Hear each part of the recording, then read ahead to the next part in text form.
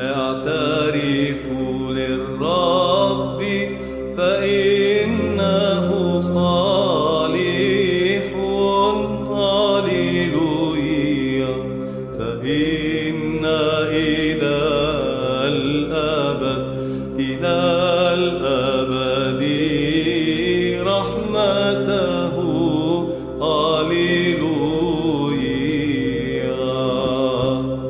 كل الأمم أحاطت بي وباسم الرب قهرتها، هاليلويا، فإن إلى الأبد، إلى الأبد رحمته، هاليلويا.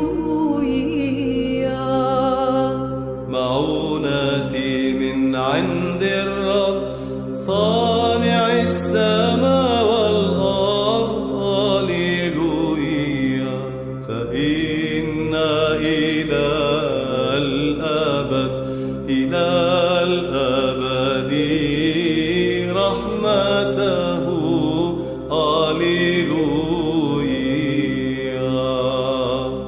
باركي يا نفس الرب ولا تنسي حسناته، هاليلويا، فإن إلى الأبد، إلى الأبد رحمته، هاليلويا.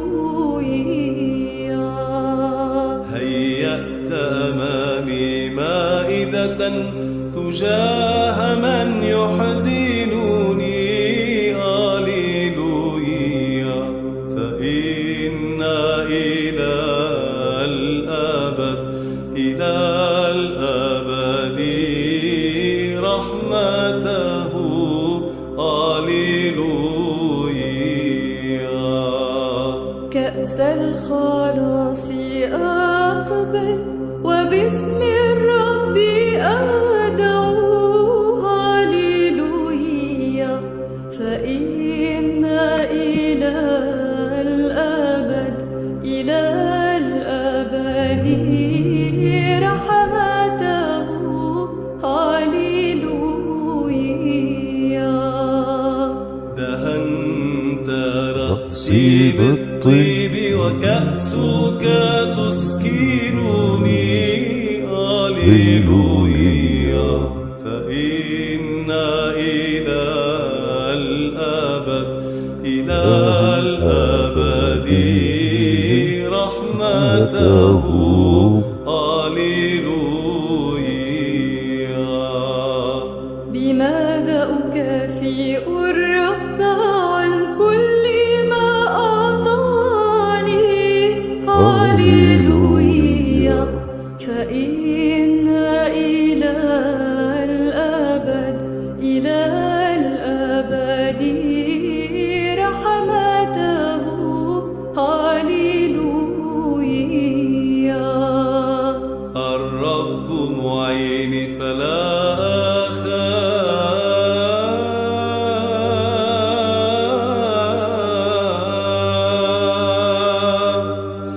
ما يصنع بي الإنسان، هاليلويا، فإن إلى الأبد، إلى الأبد رحمته، هاليلويا. كريم بين يدي الرب موت أبراره، هاليلويا، فإن إلى الأبد، إلى الأبد رحمته، هاليلويا. هببت بك في الأسحار لأنك صرت لي عونا، هاليلويا، فإن إلى الأبد، إلى الأبد رحمته، هاليلويا. أعترف للرب فإنه صالح، هاليلويا، فإن إلى الأبد، إلى الأبد رحمته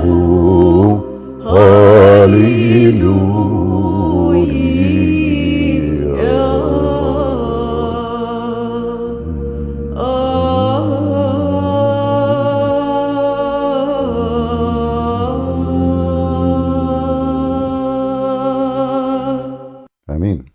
Beautiful.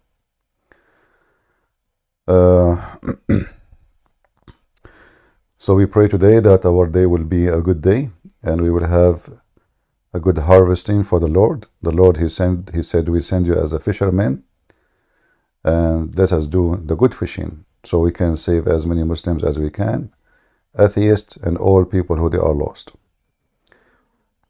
Beautiful prayer from the Bible and have a lot of power in it.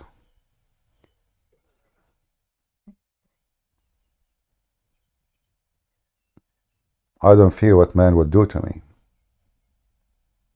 That's what the prayer is saying. People who they are saint, they are called saint for a reason. Not because they are criminals, not because they are doing jihad and killing people or raping women, but because they've been killed for the sake of the Lord. The Messiah, he said, time will come and people will think by killing you, they are doing a favor to God. Which God? Doesn't matter. Their God. So we are here strong, vigilant, and we are conquering the enemy, the devil. He is our enemy. And the Muslims are just people who they are deceived. So we invite any Muhammadan who would like to join us, and we are live in 3 platforms, in Discord, in YouTube, in Rumble.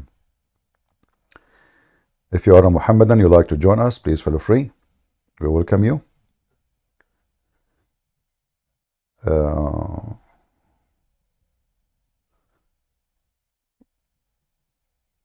Today I saw in the news this. This is a Muslim convert, and you notice something. Oh, it's like it's a magical. The second somebody converted to Islam, he became a pervert. So this is a guy from Australia. Imagine. He converted to Islam. The second you convert to Islam, you become pervert and a criminal. Look what he is carrying in his hand. He's carrying a sword. What does that mean? What does that mean? Criminal, you know, this is why those who convert to Islam, they have mental issue. And now look what he is saying. Shaking hands with women is a sexual harassment. And he claimed that if a woman shakes his hand, he might have orgasm because he's touching her. So you grow up all your life in Europe and you did not reach the word pervert. You convert to Islam, in 2 minutes you will become a pervert.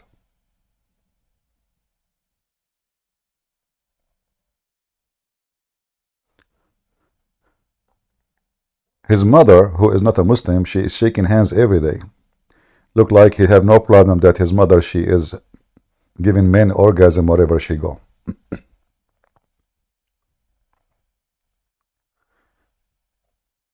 If there is any explanation why when somebody become a Muslim, he lose his mind and became so stupid and so foolish and so idiot,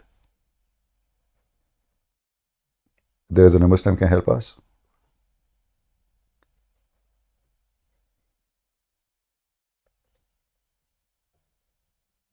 Anyone? Here you see who is the Kuwaiti who convert to Islam. Who are they? Are they the good Kuwaiti of Europe? Usually no. You might find somebody, he's just been deceived, he's not a bad person, you know.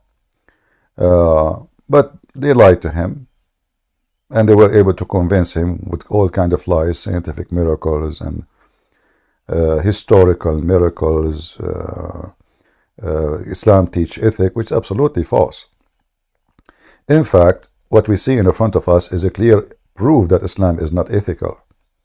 Because if Islam is ethical, how we reach the point that if we shake hands with the women, we are masturbating? You see, it's about what you think about.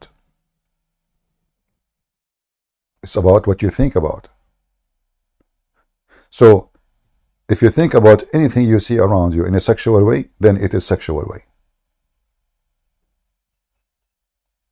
That's why you see some human, they look at animals in sexual way. Why? Because they see it as a sexual object. It's in your mind. It's in your head. So when you look at things in a sexual way, they will turn into sexual way or sexual object. And this is what Islam does to you. They cover the women. Why? Because they cannot see in the women anything except sexuality. So Islam made the women a sexual object to be used and abused. And now supposedly we are conservatives, so we want to prevent this from happening. So what do? We force the woman to cover herself by a plastic bag, and then we open 2 eyes for her so he can see. And now Taliban, they are asking to make 1 eye only, not 2 eyes. And that supposedly will prevent the sexual vision of the women. But in reality, you become more sexual. Why? Because now you are more interested to see what is under this plastic bag. And because men and women now, they are more separated, so now the let us say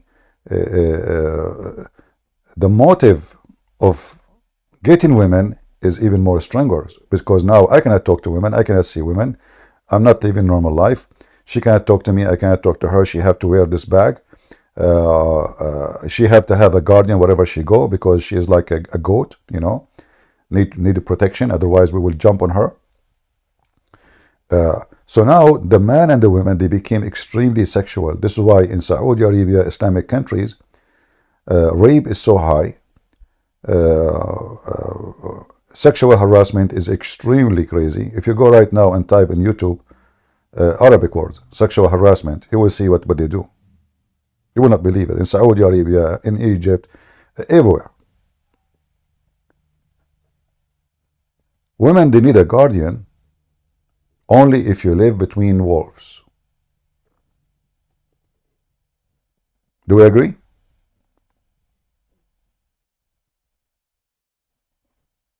Otherwise, why I need a guardian if the society is a good society? If they are Muslims and Islam make a human being better a human being, so why I need a guardian for my women? Why, if my women walk alone, she is not safe in Islamic society? So the guardian simply exists because Islamic society is not safe for women to be alone. Those are wolves. They see the women as a goat. They jump on her and they eat her alive. So now what we need to do, we need to add a guardian, so the woman, she cannot go anywhere by herself. Otherwise, she will be a target. And then you see here that Islam failed to create a safe society, a decent society. Because if the purpose of the hijab or the veil or separating male from female is to create more decent society, the decent society does not exist in Islamic countries. The more the hijab is there, the more the society is pervert.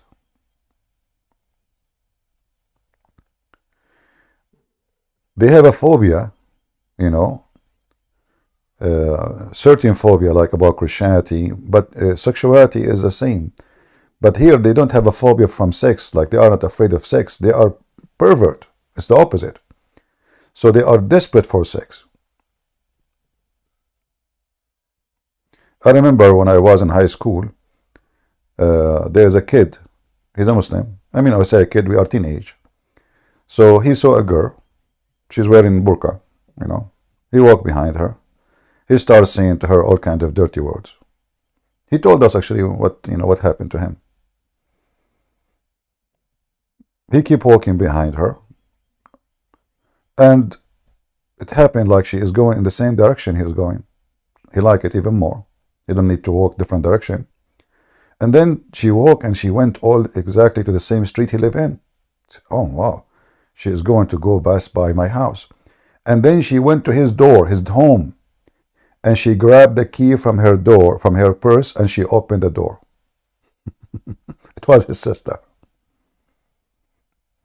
He could not recognize her, and his sister, she knew. She wanted to show her dad what her brother he does. He was walking behind her, saying to her how beautiful her ass, what he liked to do to it, all kind of filthy language. And then he came to other guy. He said to him, I want to sleep over because I'm afraid to go to my to see my dad. He told him why. He said, this is what happened. I was following my sister. I never know that this is my sister. So it is his sister. And he's talking a very filthy language about what he would do sexually, like very, very heavy duty. And the sister, in purpose, she did not make any noise. She did not talk to him. She just kept quiet. She knew this is her brother, you know. She kept walking until she arrived to the house, and now he knew she is his sister. That is Islam. So, in Islam, with the hijab and the burqa, your wife, she can cheat on you, and you cannot know. Because you can see her going with somebody in the front of your eyes, but you will not know that this is her. How you will know? It is the best way to hide your shame and to cheat. Even Muslim men, they wear burqa to hide the crimes. There's a story in Saudi Arabia. A guy, he is a very conservative, very, very conservative supposedly. He have bars on the windows. He have high fence around the house. He close all the window is not allowed when he is. Any windows like facing the outside area, they have to be shut down. He take the phone when he is not home. Like, you know, the old days, there is no cell phone. So he take the phone gadget and he put it in the closet. He lock it, you know, with the key. And he leave. His wife, he told her, if any of your friends want to visit you, she can visit you only when I am home. The wife is a decent woman. Very decent. She said, okay. So there is a friend, she come to visit her twice, 3 times a week. The Abdul, the friend of his wife, she come to the door, she knock at the door, she don't talk. Haram, her voice is for a vagina, her voice. She cannot talk, she don't talk. So he know right away she is coming to his wife. So he called his wife, honey, come and take your friend to your room. Almost 6 months. And this woman, she come to visit her, his wife. His sister once, she came to visit him. So he said to them, oh, you know what, go. My wife, she have her friend, and because she is a woman, she can enter. The sister, she went to the bedroom to see the wife with her friend. She found a boyfriend. So the guy was coming wearing burqa, 6 months. Coming when the husband is home, doing boom boom to the wife, and the stupid husband, he make tea and coffee and he leave it in next to the door. Look how nice he is, because he like that his wife, she go nowhere. She don't talk to no one. She don't complain. She don't need a phone. So he come and he like, the coffee is here, honey. The coffee. Like, okay, he's so happy. His wife don't go anywhere. Okay, honey, leave it and stay away, okay? We will open the door. All right, she is uncovered. Okay, I'm out. You know, so he usually, most of the time, actually, even he leave. So a boyfriend, he come and do boom boom to his wife for almost 6 months. And this Abdul, he think it's a woman. Until his sister one day came, unexpected visit, and she entered the room. She found a guy in the top of his wife.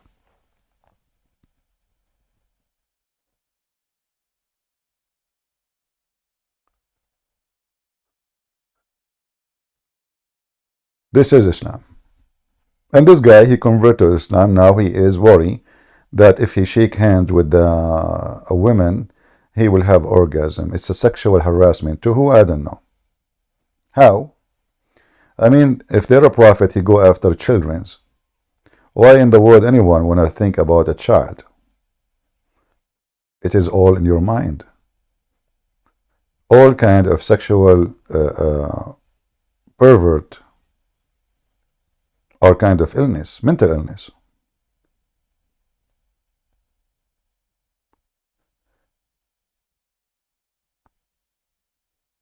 You see, if you are, let's say, you have a daughter, let us say she is 20 years old,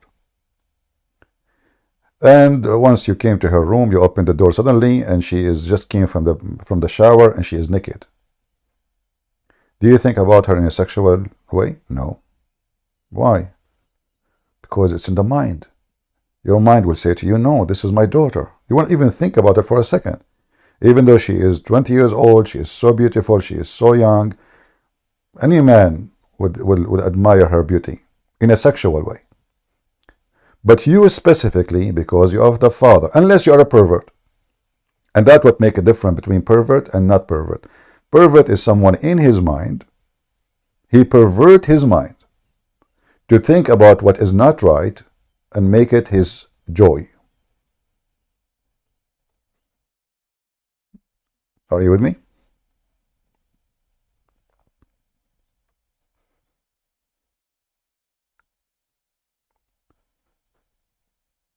If I sit with the women alone, if I am not thinking about her in a, let us say, I like her as a female, you know, and I'm attracted in a sexual way to her. But if I am not thinking about her in such a way, I will not be attracted in a sexual way to her. This is why a normal human being, he don't see every woman around him in a sexual way. It doesn't matter who they are. You see sexuality when you think about sexuality.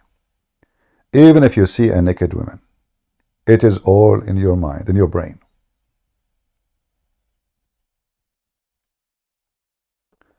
You know, there is people who live in the Amazon in the old days, until now maybe, they don't even wear clothing, naked.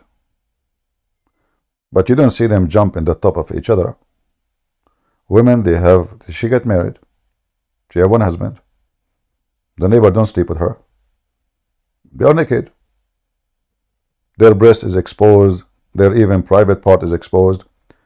But they don't see the nakedness.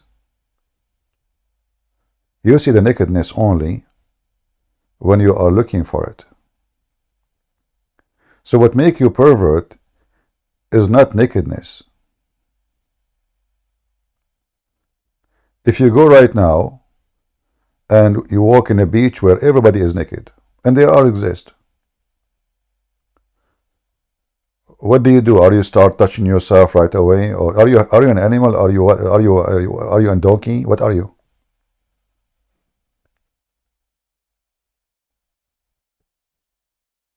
In fact, in such a place, you don't even feel any sexual desire.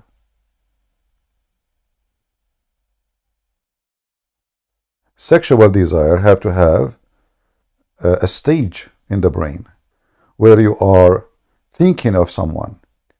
But if you think about everyone, that means you are in the stage of being an animal, not a human.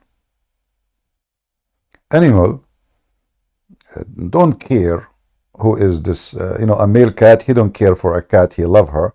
He care for a cat. It doesn't matter who is the cat is going to go in his way when he is, excited. It's not a specific cat. It doesn't matter who is the cat. So either Islam make us a bunch of cats looking for any cat to jump on her, or Islam will make us a better human being.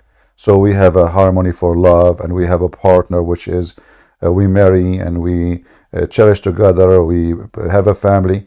Obviously, Islam is not about a family. Otherwise, Islam will not make divorce so easy. And divorce and marriage does not even exist. It's just a sexual contract. You are hired, you are fired.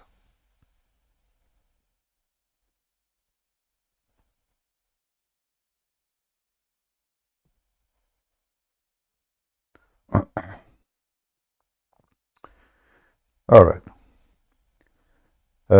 Do we have any Muhammadan?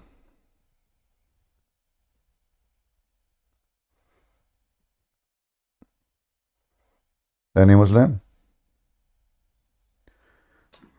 Hi, CB. Hi. Hello, my friend. Go ahead. Can you hear me well? I hear you. Go ahead. Great. I'm a Christian and I wanted to speak with you about something a little bit different. I saw new with the title, so a video from the Dean show. And the title is like this: Royce Gracie shocks the world, makes his position clear on Palestine, blah, blah, blah. So basically those potatoes have... Who? Wait a second. Royce Gracie. So who is that? Who is this guy? So these guys must be part of the Gracie family, and they're pretty known because they have they had great results in Brazilian Jiu-Jitsu and the UFC fights. And what I wanted to speak with you and with this community, I think it would be great if we, as a community, could do something similar, which that Woodman, this potato, is doing.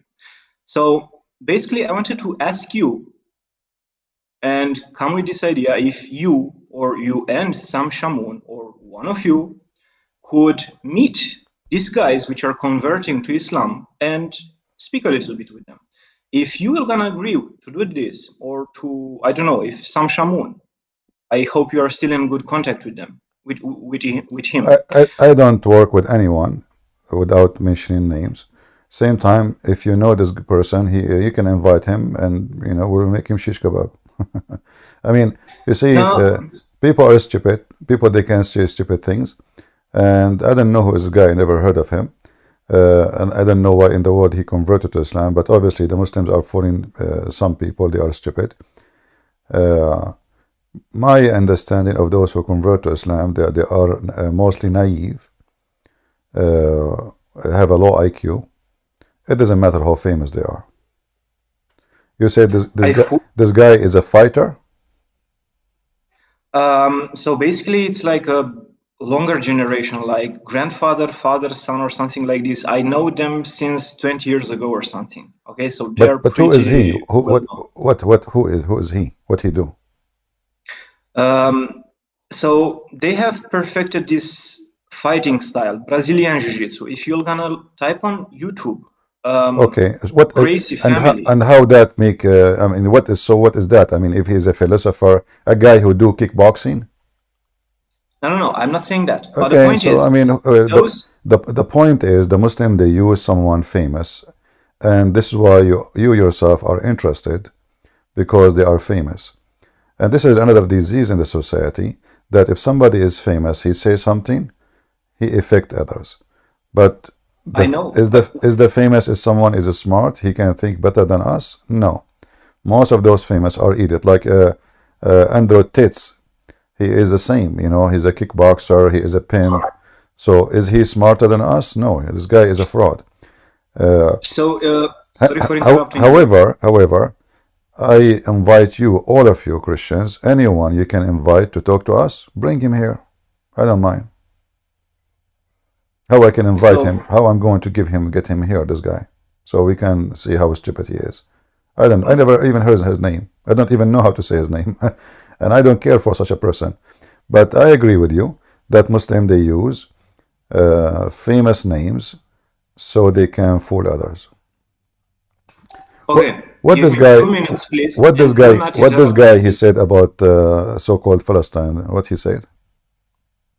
To be honest, I haven't even listened the whole video. I just saw the title, and that's more than enough for me because I know how the Islam is working. Okay. Yeah. I also know is Andrew Tate because I'm a Romanian guy. Okay. So CP, please give me 2 minutes. All right.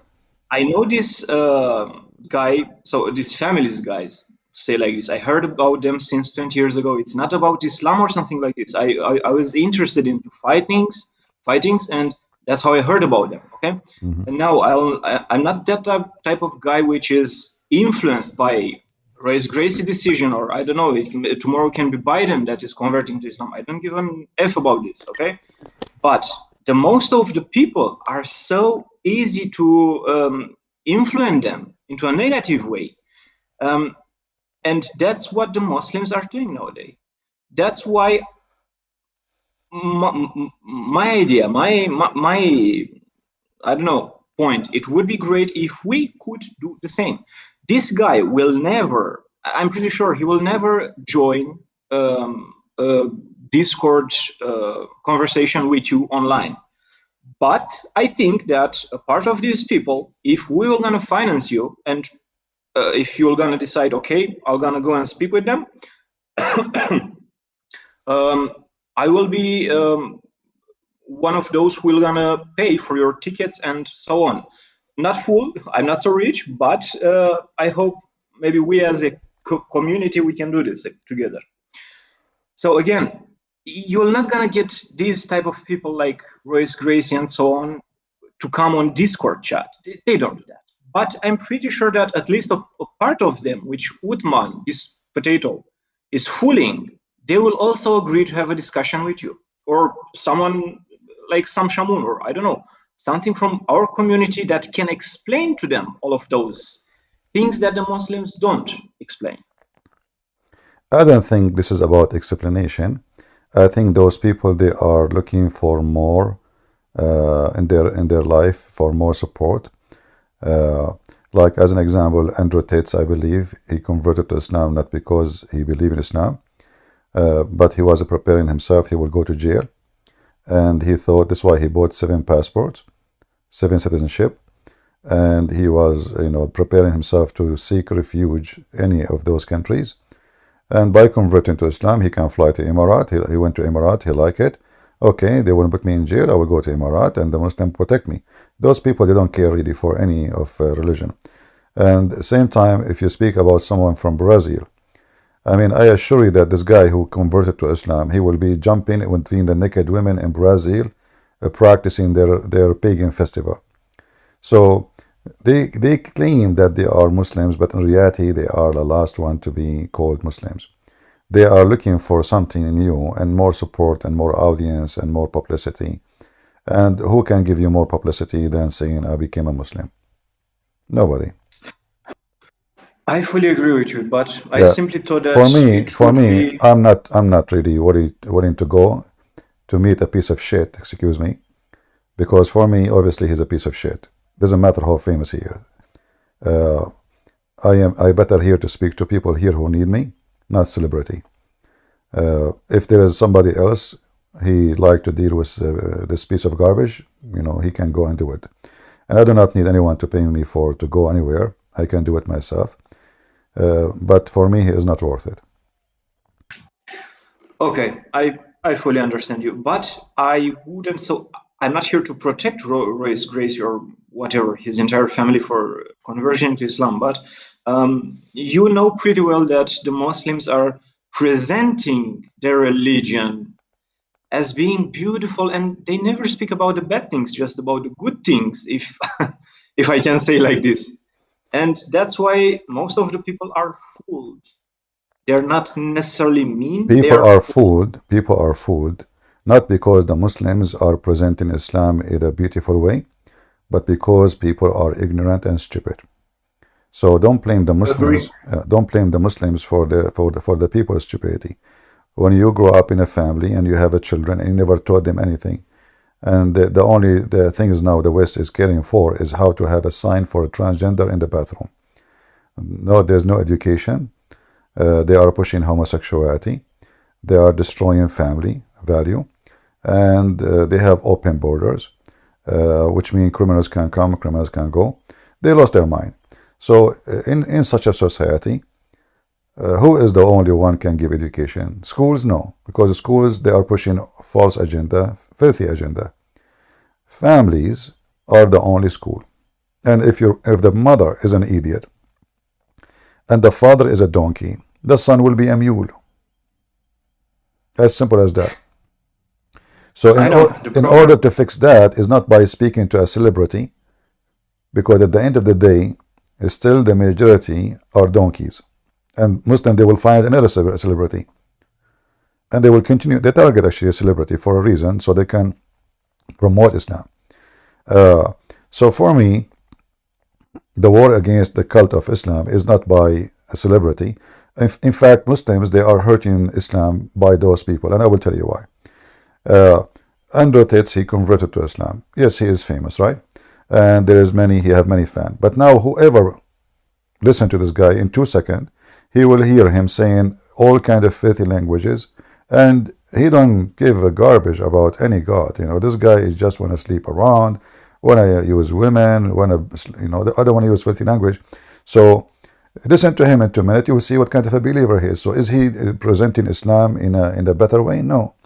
He is actually making Islam a religion of a pervert, and he is the proof of that. The other guy you are talking about, who is he? A guy who perfected fighting? What does that mean? Nothing. What does that mean? So he's born of a family, my friend. This is not important for me. I believe that society have a disease, and the disease is celebrity are important, non-celebrity is nobody. So if celebrity say something, everybody poop in his pant. If celebrity agree with something, everybody get affected. Why?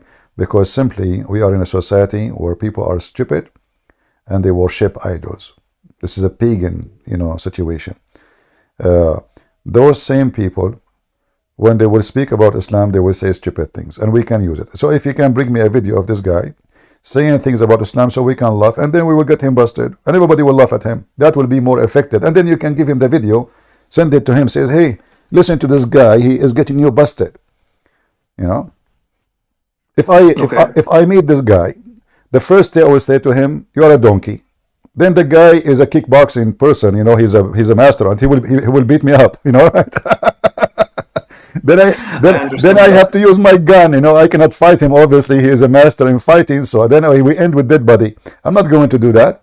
So I'm not going to say to him, you are right, I respect you. No, I will say to him, you are a certified idiot, donkey, potato, tomato, all what he deserves. He used his hand, I will take his hand away. Send it to Allah. So, and these days, those master, fighting, this is just a fiction. I mean, a kid, he have a gun, 6 years old, he can shoot you dead, even if you are a giant. I mean, in the time of David, he killed the giant by a rock. So those things, like, master, this is all is just a garbage. Those things actually, they are only, I don't know, for me, when I see someone so much interested, I'm not saying it's not good to learn how to defend yourself. Absolutely not. Me, myself, I was in the army. I joined the army. I served in the army. So I got very well trained. But this is not what make a human being a better human being. And if we, this guy, he make living from this, okay, good for him, no problem. It's not a bad thing at the end of the day. It's like unless he is teaching people to kill each other, but as long as it's about defense, it's good. But it does not make him a philosopher, does not make him a smart person. It make him just a person who who have a good skills in fighting. That's it. So why he is a celebrity? I don't know. I don't see a reason for you even to be excited. However, you can later send me his video in Patreon, and I will make a video about what he said in the Deen show, and people will die laughing at him. And then your duty, all of you, spread it and show everybody how stupid that guy is. That will hurt more than going there and talking to him. Let him see the videos. If you can make him see the videos, respond to what he say, that will hurt more, way more. Okay, I'm gonna watch the video again, and if there are things which are stupid, I'm gonna send it to you so you can check it and make a response to it. No Okay? problem. Thank you very much. Okay. Who- God bless you. God bless. Who is was next in the line? I see many names waiting. Hello, CP, can you hear me? All right. Can I speak? Okay, which one was first? It's not about can speak. Who's I was the first. okay? G, go ahead. Hi. So, CP, I have one question to you. You speak about violence in other religion, but what about violence in Christianity? Tell me about it. For, for example, if someone who does not believe in Jesus Christ, he goes to hell, and in hell there is eternal torture. Well, What about that? this is not violent, my friend. This is called barbecue. And I think you will enjoy it because your skin will be nicer, more crispy, and crunchy. You are being stupid. So you are saying to me, this is violent. Well, God, He created you. You don't like it. Tell Him, I don't want to go to hell. Send me to Hawaii. You are stupid. So, number one, this is God something will do, not me. This is not violent. God will send you vacation for eternity, for free. He pay for the ticket, reception, accommodation. He will never feel cold again, ever. And he will be there. Which makes your Listen, God barbaric. So listen, you are being stupid because hell is for those who believe in God. Do you believe in God? Which means No. if somebody don't believe in God, that means he don't believe hell is exist. So what are you worried about? You are worried about nothing then. Again, you are stupid. No, so I'm not- secondly, I'm not worried. this is I'm not not worried. this is not violent. This is a place designed for you. There is people who they are qualified for a certain place, and people are qualified for other place. So those who they are qualified for heaven, they will live in heaven.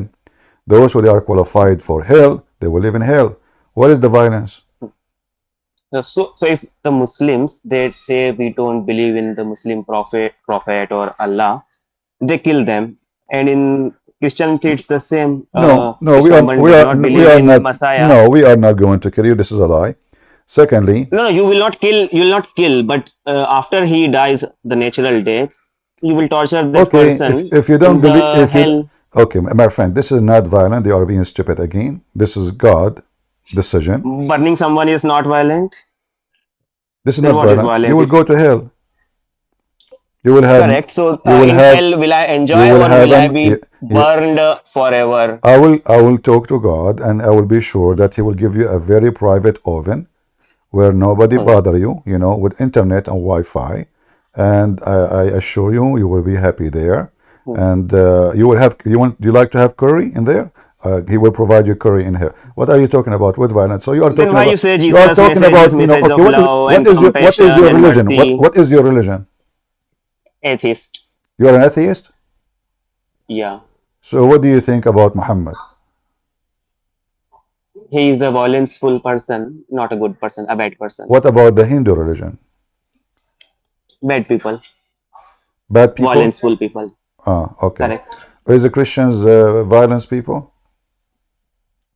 So if I see Jesus Christ in his flesh, he appears to be very merciful because he says, "Forgive even those No, who no, are no, killing no. him." Jesus, he will But not. when he takes Jesus, he takes the form of the God Hold on. without physical body, No, he no. becomes barbaric suddenly. Oh, so. In the flesh, he is a compassionate person. On the Jesus, cross, no, he is a no, compassionate person. no. Jesus will not be compassionate with you. Jesus will send you to hell. For what sin I didn't believe in him? Because That is the sin. simply the rule is very simple. I invited you to be rescued. You said no. So what is my problem? I come to So your if I'm door. living Shut a up. life- I come to your door and I say, hey, you are going to be burned. I want you to come. I don't want anything from you. Don't pay me. No expenses. Don't do anything. Just be a good person and follow me. I am here to rescue you. You said I don't believe in you. He warned you. Okay. Okay, and then the day come when fire came and ate your house and you are inside. Why you are complaining? A simple question. If I say, okay, I will be a good person. In fact, I suppose I am a good person. But on top of that, I say that I do not believe in Jesus Christ. Then but it's I live okay. a good life. It's your decision, like any decision in life. You can make decisions for anything. You can decide to cross the road when it is the wrong time and somebody will hit you with his car. It's your decision. You make decision. You are So a responsible for good it. person. So if a good person who does not kill There's anyone, there's who nobody, lives a life of respect. there's no Hmm. human is a good person. There's no human is a good person, Hmm. including me. Nobody is a good person. Anyone who claims that he is good, he's a liar. So claiming that Okay, you are a so good there are two person, equally bad. So there are two equally bad person. Okay, A and B both are equally bad. A says I do not believe in Jesus, and he is bad. B is also bad, but he says I believe in Jesus, no. that he is my savior. There's Who will go to hell? Who will go to heaven? the word bad and the word good is relative. It is about, like I can say, like I have a friend. He is not good, but I'm not talking about him being bad. I'm saying he is not good as God. So when I say there's no human being is a good person, because all of us, we commit sin here or there. But doesn't mean that somebody is a pervert, a child molester, is the same as someone he never did so. It doesn't mean that somebody who raped women and he killed them is the same as someone he never did so. But doesn't mean that, Correct. So I'm not talking about these extreme listen. situations like So killers and rapists. I'm not good. talking about those people. It doesn't matter. Those These are who extreme people. listen, I'm talking listen, about listen, average. listen. Yeah, I yeah. explained to you. It's your fault. It's your fault because he invited you, and you made fun of him. You said you are not God. You're stupid. We're Christian. They believe in Jesus. So you laugh at him. So now this God, who we believe he is the creator, he have the authority because he created you. He gave you your life. He can take it away. He gave you your body. He can use it as he wish. He gave you your soul. He can do whatever he want to it. You don't own it. So you miss a point, very important, that if you are a believer, then you believe that you and your soul and your blood and your hair and your eyes, everything is given to you by God. You don't own it. You have no authority over it. It's like you have a lease. You have a lease. You have a lease for a body and a soul to use it in a good way. If you don't use it in a good way, then this God, he will send it to the recycling machine. It's called the oven. So he will throw you there because you made yourself not worth it. You became a garbage.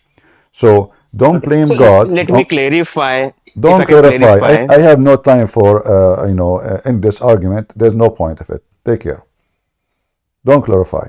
I just told you. God gave you your body. He decide if you don't believe in me, you're not worth it. He created you. You don't want to believe in him. So he can take you. The same as, let us make it simple. Like when they in a manufacturer machine, they make a car. The car have a failure. It doesn't function. They could not repair it. Throw it in the junkyard. It's not worth it. And you are the junk because you decide to be the junk. God, he tried many times to make you think about repairing yourself, working in yourself, fixing yourself, but you refuse over and over. And each time you refuse, one screw, another screw come out of you. And then one day, your engine will collapse, and you will go down in the dust and you will die. And then the day of resurrection, God will collect all the junk, including you, and he will send them to the oven. So every junk will be melted. This is who you will be. So we cannot discuss about this because this is what God, he will do. He created you. It's not about he is wrong, he is right. This is what we believe. He is God. He created you. So your argument is a stupid argument. And this is not violent.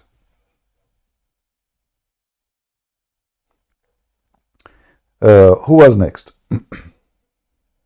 That was nice, EB. Go ahead. Is it Okay. Y? Go ahead, Y. Yeah, okay. Hey, so I'm a Christian, okay, and I was debating this one Muslim earlier, Okay. and you know how in the Quran it says that Allah prays, right? He does salah. Uh-huh. So he was trying to tell me that means that he puts blessings upon Muhammad. But I was trying to tell him that salah means prayer, if I'm not wrong. Yeah. Well, first of all, if a Muslim, he confirmed to us that this word means salah, mean blessing, that means the Arabic changed just because to make it fit with Muhammad mistake. However, if we go with their own argument, you need to listen carefully to the Muslims and then use their argument against them. Muslims are a bunch of fools, generally speaking, and the smart of one of them, he is the one who have a certification of being idiot. I never met one of them. He is smart. And it looked like there's a connection between intelligence and religion. So if you go in the Quran right now, and I will use what the Muslim says to you only, not what I'm going to say, what he said to you. So he said this is a blessing, right? Yeah. All right.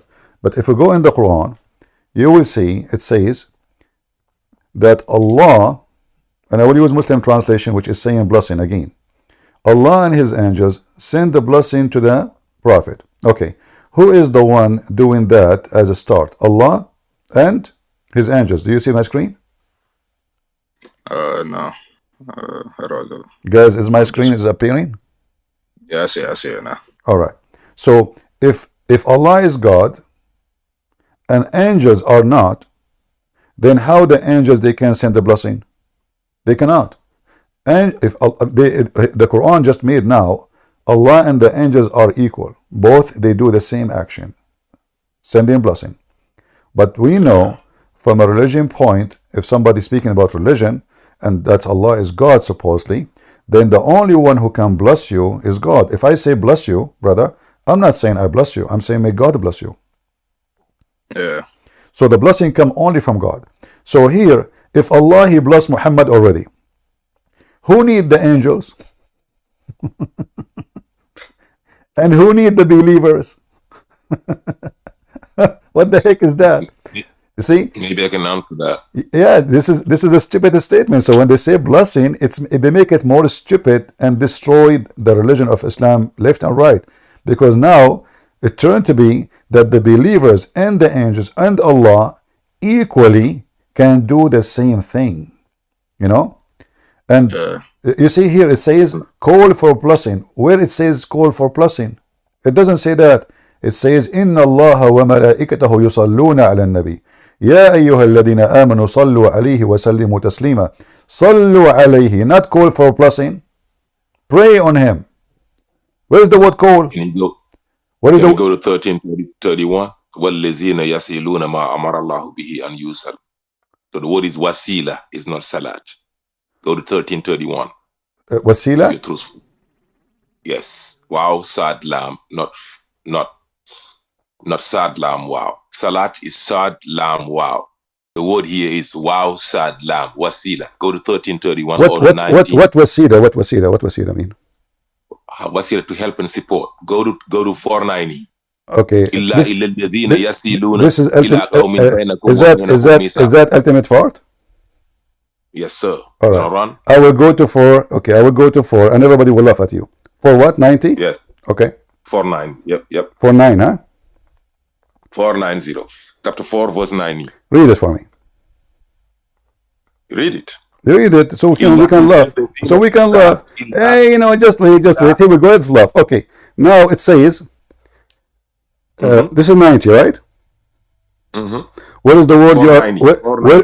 Where is the word you are looking for? Can you comment for me? The same, except those. No. Say it again. Say it again in Arabic. What you just said. But Abdul, this is yasiluna, not yusalluna, ya donkey. This is different word. This same word, wasila. No, this is not the same word. You are an idiot. You are an idiot. Yusalluna is not. This is why the translation is different, you donkey. If this is the same, listen. If this is just yes, al-wisal, you idiot. Shut up, son of Mata. You are just a donkey. You know. I mean,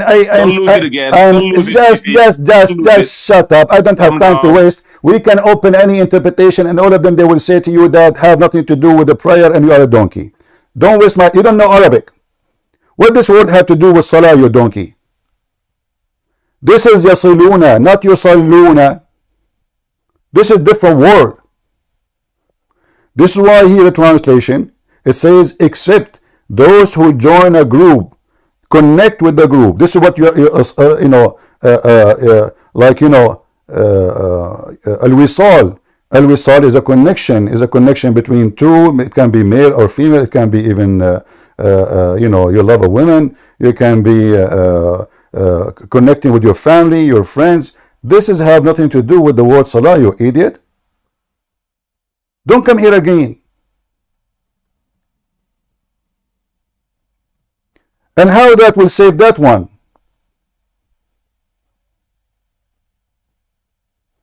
And as you see, all Muslim translation in front of you. Anyone here see the word prayer or the word blessing? No. So how come there, no Muslim, they say it's a blessing? Why? Simply because this is totally different word, have nothing to do with the other word. And this guy always, he come with all kind of weird, stupid things. So he look and, he don't know Arabic. He don't know a single Arabic word. He's a pervert. He called his prophet the F word. And he accept the Quran to be changed. And he follow Rashad Khalifa. And then he come here to teach me Arabic, my language. You can open any interpretation and you will see why we are laughing at him. Salah is a prayer. Here, this word is totally different word. We change the translation. This is Hilali and Khan. You know what? I'm going to use the translation of Rashad Khalifa. Give me a second just to get him busted, this potato. Rashad Khalifa.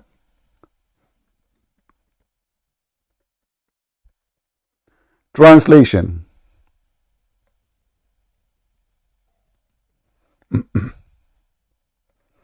Let me open it.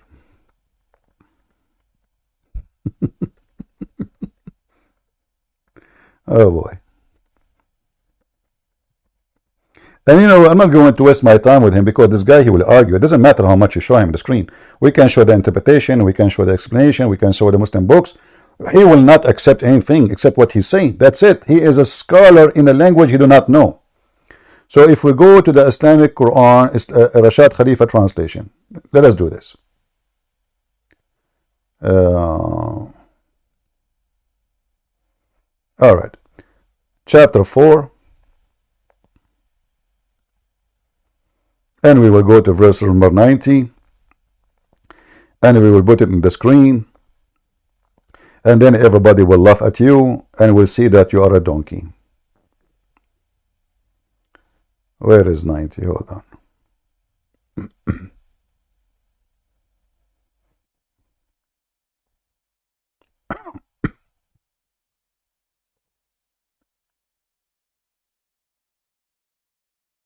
Okay. Well, his Quran is like a website. You have to scroll down. Okay, 90. Where is 90? Almost here. 90, 90, 90. 102, 101, 99. All right. 92, 90. Here we go. Read with me carefully. This is Rashad Khalifa, and this is where he got his stupidity from. This is Rashad Khalifa translation. All right. So I will do this actually. I will open it in my browser so we can see it all together.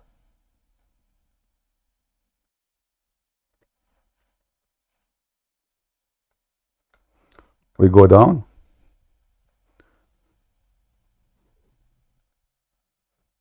Verse number 90.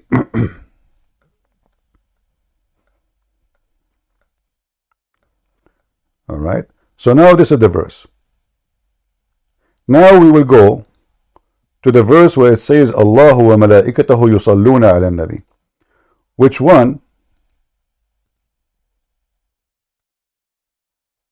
As you see here, chapter 33, verse number 56. And we will use exactly the same website.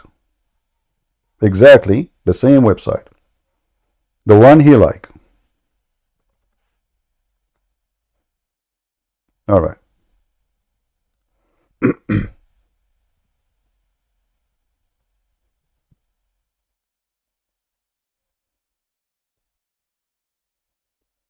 And now we will see the translation.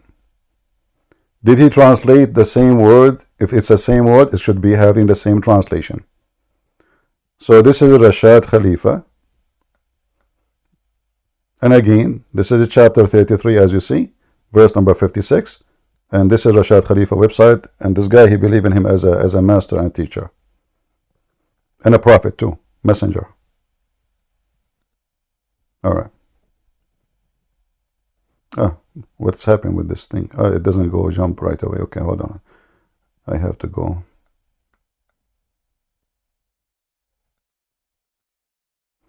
All right.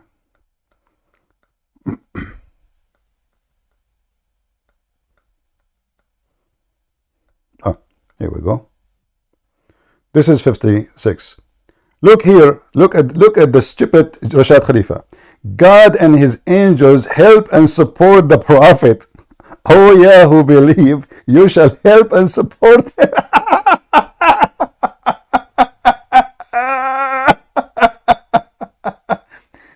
So there, the same verse, it is to join. Here is to help. There is to connect. Here is to help and support. I mean, do you see how pervert this cult is? Everybody give his own words as he wish, but neither of them he speak Arabic. Rashad Khalifa is not an Arab. He claimed to be the messenger of Allah, sent by Allah. Muslim killed him. He said the Muslims are pagan, and specifically because of this sentence. So he changed it. He said this is not accepted. He said the Shahada is a form of paganism because you associate Allah with Muhammad, but all the Quran associating Muhammad with Allah. So what they do, they try to create a new sect, and they were successful actually, and this is good. For me, I'm happy to see more Islamic sect created and more confusion, because simply this is a proof of my point that Islam nothing but a devilish cult. And when we ask this guy, Potato Ultimate Fort, the word you mentioned to us in verse number 90, there's anyone can support saying that this is the same word? Nobody, including your Rashad Khalifa, as you see. Two different words have two different meaning, even in his false translation, which is false. If it is the same word, then it should have the same translation. And then if you go to the Quran and you see all other Muslim translations, or we go and read the interpretation of the Muslims, you will see how we expose them so easy. Anyone who speaks little Arabic, you hear Muslim, they are, if you search right now, teaching about Salah. What Salah mean? Prayer. Always a prayer. Never was a blessing.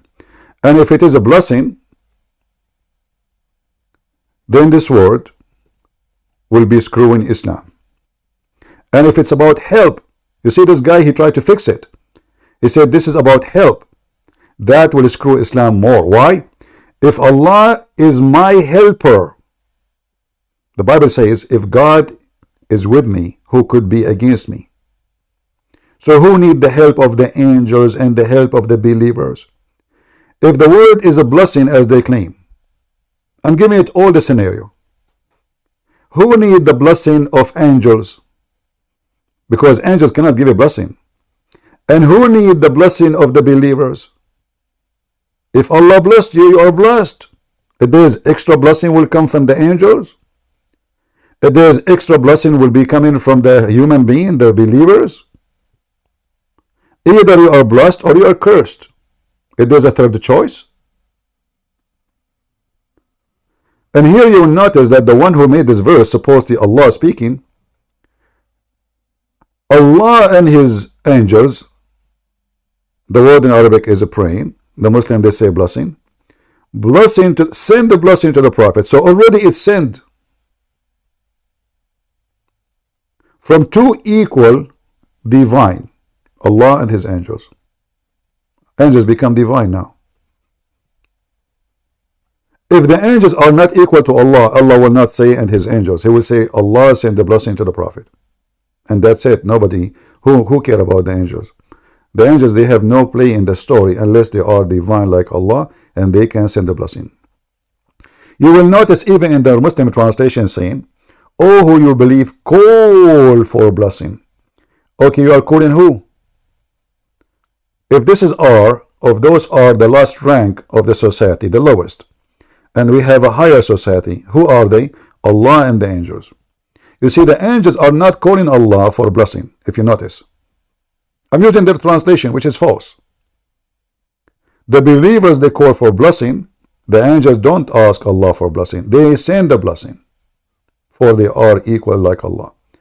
But because of this false translation, this is destroy Islam more. I'm happy to see it. However, the Arabic says it clearly. Inna Allah wa malaikatahu yusalluna, not yusilun, like this donkey, ultimate fart. Yusallun, you see the tashkil. You see here the tashkil? You see the tashkil? In Arabic, we have something called tashkil. And this is just to make the word written differently. So, in the old days, if we go right now as an example, just to show you how tashkil work, I will go to the most simple verse in the Quran. Bismillahir Rahmanir Rahim. You will notice here, every letter, there is something underneath of it, or something in the top of it. Those tashkil is to eliminate letters. I will make it more clear for you. If you read here as an example, Ar-Rahman, you will notice in the top of Ar-Rahman, let me zoom in the page more. I will make it extreme zoom. Let us see here, so you guys can see it better. The letter is the one underneath. The signs in the top of it, the one look like a potato chip, you know, and have like a cut in the top of it. This is called madda. What the madda do, it telling you that here there is two letters, not one. So now if we take the madda, the original word will be, the letter R will be written twice. Al-Rahman, Rahman. It's 2R. By adding the madda, the letters became, instead of 2, 1. And actually this is, again, we'll give a finger to Rashad Khalifa. Why? Because he calculated this verse as number 19. But if we look at the madda in each letter, like we have the madda here, in the letter Alif. Here, the middle one. Not this one, I'm trying to highlight it. It's not working with me. The letter before it, not this one, the letter in the right. So you will see the shadda in the top of it. That make it 2, not 1. And then here for the ra, that will make it 2, not 1. And here the letter ra again, that will make it 2, not 1. Plus, in Arabic, there is nothing called bism. It is bi-ism. So the Muslim here, they eliminate the alif to make the recitation easy. So now how many letters we have extra? Not only that, here we have another alif, which means A, letter A. You will see it in the top, in the middle of Ar-Rahman. I'm trying to highlight. You see this little thing in the top like a short dagger? That is a alif, letter A. So look how many letters we add to the sentence by eliminating the tashkil which is the vowels. One letter in Allah, one letter more in Ar-Rahman, one letter more in Ar-Rahim, in the Ra, and then one letter in the middle of Ar-Rahman. So how many total? And one letter in bi-ism. So 1, 2, 3, 4, 5 letters addition if we eliminate the tashkil, and that will make in different words. The same for the stupid guy when he said to me, yasilun is the same as yusallun. Anyone can go and open the dictionary and can open the Islamic interpretation, and you will see this is absolutely false. Those are totally two different words and they have no connection. However, going back to our topic here, if the Muslims are agreeing that Allah, He sent the blessing and His angels, that means angels are gods, for only gods can do that. The brother who was asking me the question, are you done? Hello? I'm sorry. Yeah, go ahead. Okay, yeah. Yeah, I mean, I heard everything that you said. It was really helpful. If I'm able to, hopefully I'll try to bring him here to you. I don't know if you still use Skype or if Discord is the only one. You don't need to argue with them. Say, okay, I agree with you then, but that means the angels are God. Because only God, if Allah, He blessed me, Who need the angels and the believers? What this is a joke? If a Christ, he said, Christian Prince, you are blessed. Who are you to bless me? Nobody need the blessing of anyone, because simply when you call for a blessing, you are asking for a blessing for someone who is already blessed. That is stupid. Yeah, it is. It is. It's like you know, let's say I was sick, and then God, he recover me, and then you say, Allah, please recover Christian Prince. He says, stupid, I recovered him, he's healed. What does that mean? Why you keep asking me to heal him? So if God he blessed Muhammad, then Muhammad is blessed. There is no need for all this drama. What is this? But Muhammad here, you will see how much he worshiped himself. He made himself the center of the universe. Now everybody in the world is busy about Muhammad. Allah, the angels, the believers, who's left? Nobody. Nobody. The whole world is busy praying on Muhammad, not praying to Allah. Now Muhammad became the target of the prayer. Like the Muslims are the poor one. Muhammad, he should be granted heaven anyway. Why you need to do this? What's exactly? They say to you that even they ask Allah to send him and give him a good position in heaven. What is that? Maqaman Mahmuda. So Muhammad, he will have a good position. Muhammad is asking the Muslims, look how selfish he is. Instead of saying, I will pray for you, he is saying to them, pray for me. He's saying, pray for me. Yeah. Yeah. And not only that, supposedly he is the best of mankind. So if the best of mankind, he need the poor Muslim to pray for him to be what? Does that mean he is not sure he will be saved? Otherwise, why he is asking them for that? And the one who is asking now is Allah. So Muhammad, he make it a holy duty, and every Muslim, he have to do it. If you go in the Quran, actually in chapter Al-Isra, verse number 79, it says, Allah, and this is another proof that Allah is a fraud. You know, if I go in the Quran and type the word asa, asa is a word mean perhaps. Asa mean perhaps.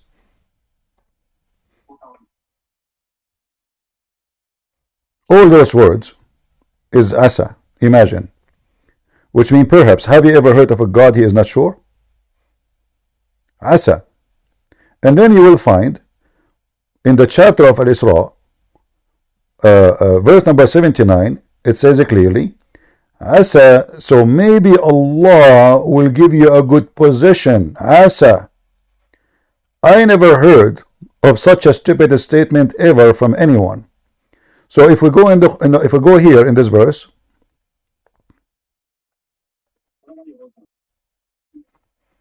oh, this is a website. Hold on, the website we were quoting for Rashad Khalifa.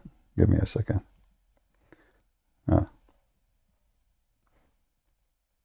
Read and love. Is that a statement from God, or this is a statement from an idiot? Chapter 17, verse number 79. And keep vigil with it during the part of the night, offering additional prayers, so your Lord may raise you to a worthy position. What is that?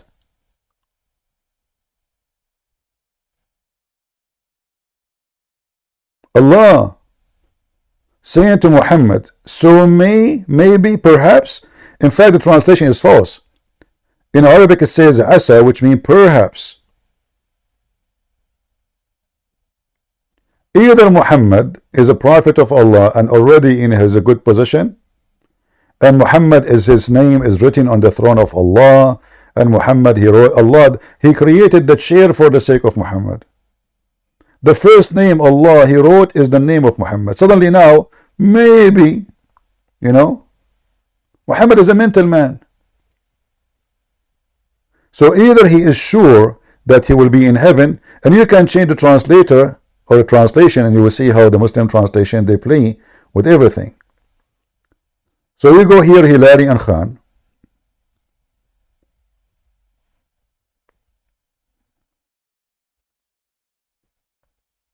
And in some of the part of the night also offer salat. Do you see here the word salat? Prayer. I.e. recite the Quran in prayer as additional prayer. And that they are adding things is not even there. But anyway, so maybe that your Lord will raise you maqaman mahmuda, a station of praise and glory. What is this? And they say to us, Allah, He knew the future. So do Allah knew if Muhammad will be raised to a position or he's not? Or maybe. So if Allah and the angels already blessed Muhammad, as they claim, why he need any of this then? Well, this is the religion of maybe. And obviously the Muslims, when they try to fix it, they make it more blind. And Islam look more stupid. Anything else, my brother? Yeah, if you have one more time, I have one more question to ask you. All right. So we also brought up the topic about how he was saying that the Torah was corrupted, and I asked him if it was corrupted at the time of Muhammad. And you know the hadith where Muhammad puts the Torah on the cushion. Yeah. Yeah. So I brought him that, and he was saying like something about like the narrations, like one guy is untrustworthy or something. Like I didn't know how to come back to that. Well, I mean, how we can come back to that? I mean, Muslims, they try to escape. If this is a bad hadith, why it's in their books and why it's called authentic? You know, so it's a lie. The same as this guy, Ultimate Fort. If you ask him about any hadith, he would say to them, all of them, they are garbage. Those Arab are dogs. He called the Arab dogs. He called them dogs, including his Muhammad. So denial is a clear sign of weakness. You give him a proof from his book. His prophet said, not the neighbor. You know, his prophet did. Not only he said, he put his hand over the Torah. He put the Torah over the cushion. And he said, I believe in thee and the one who sent thee. What the Muslim respond? There is a problem with that. So if there's a problem with it, why is there? Why a damaged food will put in the display of your Muslim grocery? Is it halal or haram? You know what I mean? Yeah. If the food is damaged, this is what he's trying to say to you. So imagine you have milk, and this milk is rotten, and then you put it in the shelf. And then someone, he say, hey, you are selling rotten milk. He says, oh, the reference are bad. So why you have it in the shelf? Who is the one who forced you to put it there? So this is accepted. This is promoted. This is printed. This is translated. This is published by them. But it's not published for the Christian to use it against Muhammad. Hello? They never thought that the Christian will go. This is why Umar ibn Khattab, when he occupied Jerusalem, he made a special sanctions in the Pact of Umar, the Pact of Faith, that a Christian should not, and they are not allowed to teach their children about Islam. Did you ask yourself why? He don't want the Christian kids to know how stupid Islam is. Yeah. And this is why the Muslims now, they are so angry from me, because we are exposing their lies. Same time, what about the Quran saying clearly that the Torah and the Gospel, they are not corrupted? So when Abdul, he says to you, the Hadith is wrong, what about the Quran? If we type the word Musaddiq here, look what we will see. Chapter 2, verse number 41. Do you see what it says? Can you read it? Yeah, I can read it. Go ahead. It says, and believe in what I have sent down, this Quran, confirming that which is with you, Torah and the Injil, and be not the first to disbelieve therein, and buy not with my verses, the Torah and the Injil, a small price. So does the Quran confirm the Torah and the Injil with you? Yeah, it's with you. Yeah. So is that a weak Quran too? Well, they say Hafsa's a liar. That's all. Okay, so everybody is liar. So Islam is all of it is a fraud. Hafs is a liar. Ultimate Fard is a liar. Salman Rushdie is a false prophet. Muhammad he was a human. He do mistakes. I mean, so what is left? Yeah. You know, the milk is damaged, but we put it in the shelf. The hadith is corrupt. We read it and we teach it to our kids. Yeah, obviously. We have tons of verses. Not only this, I mean, this is just one sample. We can read tons of verses. All of them, they are saying, not actually, the translation is not accurate. It says confirming. It's not only confirming. It says musaddiqan, which means believe. Believe in our book. Not only musaddiq, it's not a word mean confirming only. It's mean believing in it. Yeah. All right. Do we have another person? Thank you, my brother, for the questions. No problem. Thank you, CP. All right. Who is next? I think it's me. Okay. Go ahead. Yeah, so I'm a Christian like you, but I just have a quick question. right. Can you show me some examples of false prophecies in the Quran? All the Quran. No, just some examples of false prophecies. It doesn't have to be in the entire. All right. Well, let us go and see. As an example, you want false prophecies about how the baby is made, or you want a false prophecy about something will happen in the future? No, it can just be false prophecies in general, like anything. Yeah, because there is a false prophecy. Muhammad, he claimed that how he knew how Allah, he told him how the baby is made. And that's absolutely false. Because, as an example, not necessarily.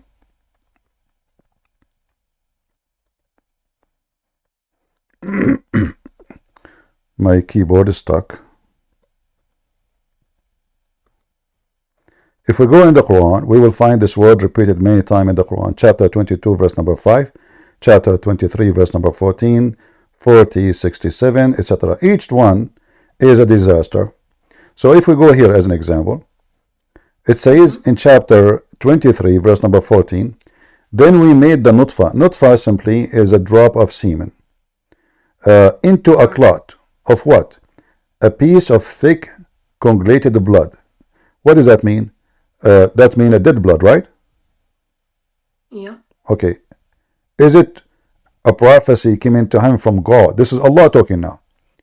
Is Allah telling us something, He's prophesying something we do not know about how the baby is made?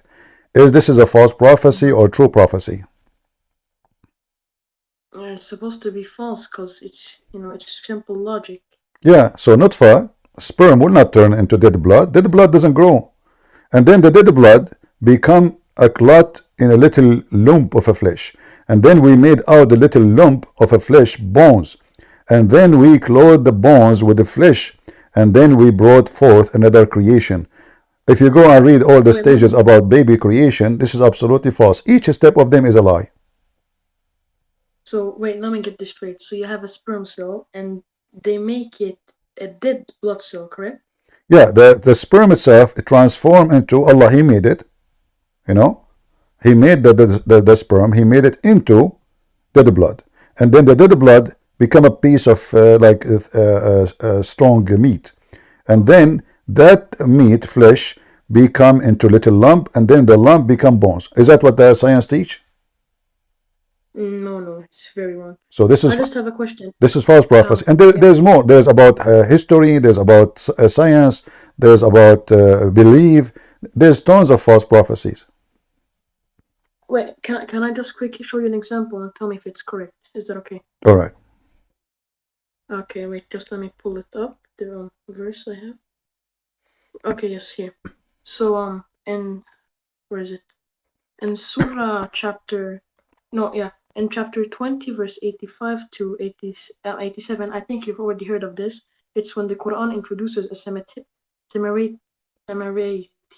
early. You know that one, right? And your voice was cutting. Chapter 20, verse what? 85. 85. Okay, what about it? Go ahead. It's about that when Moses met a Samaritan. Yeah, the Samaritan. This is why I ask you. You want history? So this is about history. But the God of Islam, he do not know even when the Samaritan will exist. What Yeah, does? so I thought that was very weird because No, I no, thought this is not weird. This is stupid. This is a true proof that Muhammad cannot be a prophet of God, because he missed between when the Samaritan they came to existence and when Moses came to existence. The same as he made when he speak about Mary. Mary is the sister of Aaron. A Jewish guy, he came to Aisha. He told Aisha, there's hundreds of years between Mary and the mother of Jesus and Aaron. So the stupid Muhammad, he heard that the Jews, they say that Maryam is the sister of Aaron, but they are talking about different Maryam. So he thought this is the same Maryam. So now Muhammad, he heard the Jewish rabbi saying so now he decided to fix it. So he said, oh, they used to call them by their great prophets, but Aaron is not the great prophet, it is Moses. Secondly, Moses and Aaron, they are from different tribe, and they are not from the tribe of Mary. Number three, the stupid Muhammad again, he made a big poo-poo, and it was too late to correct it, because he made a verse in the Quran saying clearly that Maryam is the daughter of Imran in chapter 3. So Imran is the father of Moses and Aaron. So now it's confirmed what he was saying. He claimed that Mary, suddenly, how in the world Muhammad he come with this name? Mary, she is the daughter of Imran? Yeah. You're right. So obviously this is a false person. And the name of Pharaoh is an example. He thinks Pharaoh is a name of the guy. He thinks this is the name. He don't say. This is why you see before the name Al. Al is Aramaic word, used in Arabic too, mean the family of. So if you put the word Al before any word in the search engine, you will find that this word will come only when you are talking about, you have to add after it an individual name, not a title. Al, I will put the word Al, and you will see here. It says verse number 249, Ali Pharaoh, the one in this yellow is Al. And then Ali Pharaoh, the family of Pharaoh. And then here, verse number 248, Ali Moses. Moses is a name of a singular name, a singular person. Ali Pharaoh, Muhammad, he think Pharaoh is a person, his name is Pharaoh. Ali Ibrahim, the family of Ibrahim. See, Ibrahim. So always Al come with before a singular name of an individual. Ali Yaqub. All those are here is about Pharaoh. Ali Pharaoh. So Muhammad the idiot, he think that Pharaoh is a guy, his name is Pharaoh. Ali Lut. Chapter 15, verse number 59. So and then the Muslim, they make a video, says how the prophet he knew that the name of the title of the king at that time is Pharaoh. He don't know. He is saying that this is his name. This is why in the other place he said a king, because he did not know the name. He think he knew the name. He thought that his name is Pharaoh. And then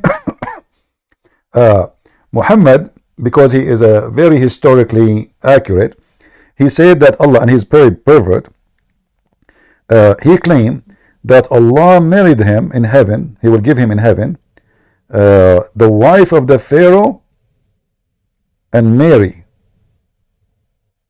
Yes, I've read that verse. Yeah, but do you know what her name? Who?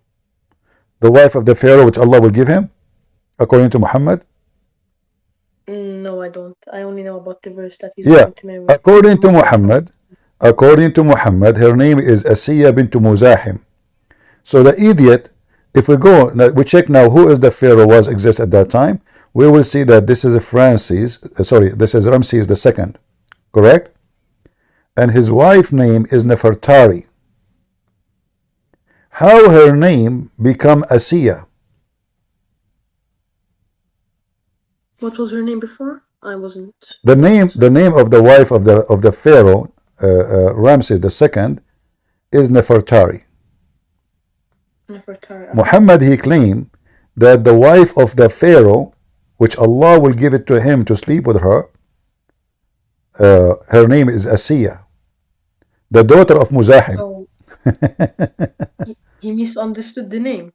No, he fabricated a name. There's no name there. It's called Asiya. He fabricated. He's not misunderstood. Nefertari have nothing to do with the word Asiya. Nefertari is a Coptic Egyptian word, and Muhammad, he fabricated a new name. We do not know where he got it from, and suddenly her name is Asiya, and her father, his name is Muzahim, he's an Arab. But all of us, we knew that she is from a royal family. She is from a royal family, and she have nothing to do with the Arab, and they are African, you know. And suddenly now, she become a different name, different person, and different father. Yeah. So I just have one last question. You know how in the hadith it says that Aisha was 6 years old when he married her, Muhammad. Muhammad. I've read a lot of Muslims say what's called again, that she was 18 because she was able to reach to lay her head on his shoulder. I don't know if you've heard about that. She was able to lay his head in her. I'm sorry, she was able to rest her head on Muhammad's shoulder. Because she have a big shoulders. Yeah, right. You see, when Aisha, she was 18, Muhammad was dead. Aisha, she said, he married me at the age of 6, and I lived with him for 9 years. So Aisha was dead when she was 18. So now the Muslim, they are saying she was 18. All the source says Aisha, and Aisha herself, and this is very authentic. So the Muslim, they try to hide the shameful pervert prophet, and now they change the number, they change everything. Aisha, she said clearly that she was playing with her dolls. A person who is 18, why she is playing with the dolls? If we go right now and we search in the hadith, we will find this.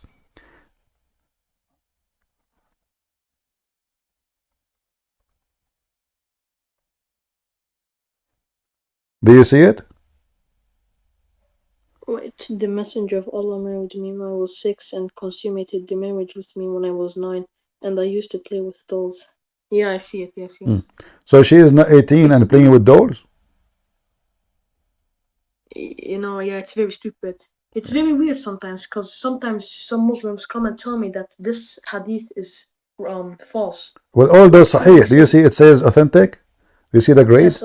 Yeah, the grade is authentic. All of them, they are not only authentic, they are mutawatir, which mean it is repeated many times. There's no way it is false. And even there's a hadith where Aisha, she said her mom, she fed her extra food. She started pushing food in her mouth so she can get fat, so she can send her to the Prophet. Really? Oh yeah. Right, please show me that one. That's interesting. Yeah, I will show it to you. Give me a second.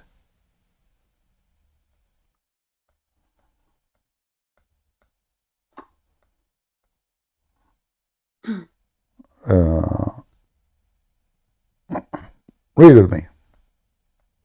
Okay. My mother was trying to fatten me up when she wanted to send me the messenger of Allah when she got married. But nothing worked until I ate cucumbers with dates. Then I grew plump, like the best kind of plump. So she became fat a lot just to meet Muhammad. Yeah, this is telling you how small she is, right? She is not, they were worried about if she sent her like in her size, she would die, when he sleep with her. So you just just made it more clear. And do you see it says Sahih? Do you see? Grade is authentic. I see it, you're right. Yeah. But I'm sure they will tell you it's not authentic. Those are lying. Christian Prince is lying to you. Brother Sitter, the Christian Prince, and he always knew the cucumber to prove the point. So Aisha now she ate a cucumber to get fat, since when a cucumber make you fat? This is the medicine of Islam. I never heard of somebody eating a cucumber and that will make him fat. Very stupid. All right, sister. Anything else? No, thank you very much, Christian Prince. You're welcome. Help me a lot. All right. Have a good day. You too. Who is next? Sheikh? Gabriel Sheikh? Or who? I think it's N. Marcia. I believe he was here before me, so I'll let him go first. Okay, go ahead. I didn't see his name. N. Okay, sorry. N. Go ahead. I think N. He was here from. He asked already. I think he's done. Oh. Yeah, maybe he forgot himself here. Yeah. Okay.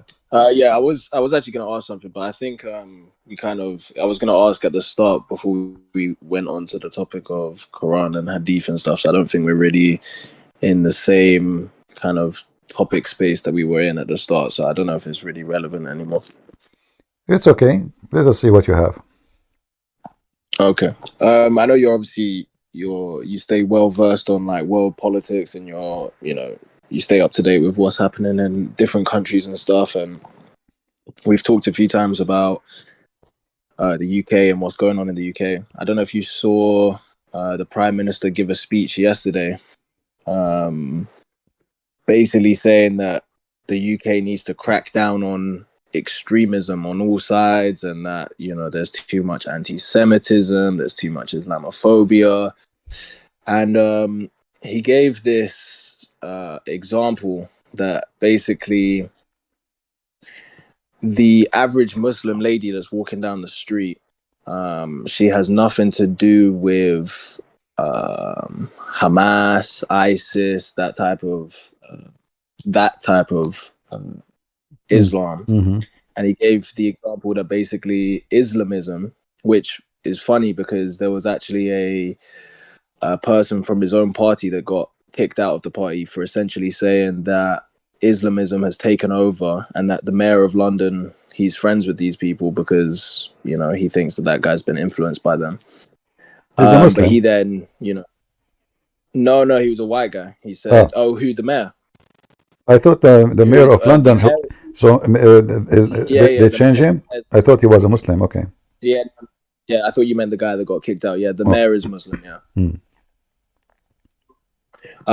So yeah, Sunak, the Prime Minister, said that basically Islamism is an identity politics that exists to keep Muslims out of society and stop them from being basically part of our society. It makes them want to separate from our society and stuff. But what really annoys me when they say these kind of things, a lot of these politicians, not just in the UK, but America, all these countries where they're too scared to just say, they either don't know what true Islam really teaches, but when they say these things that, and they love to give the great examples of, your Muslim neighbor, the nice guy from down the street, he's not like that. So we know that he's not like that necessarily, but the reason he's not like that, the reason why there are so-called moderate Muslims, is because they either don't know what their religion truly teaches them, or they know and they don't follow it because they've grown up in the West and they know that that's not acceptable.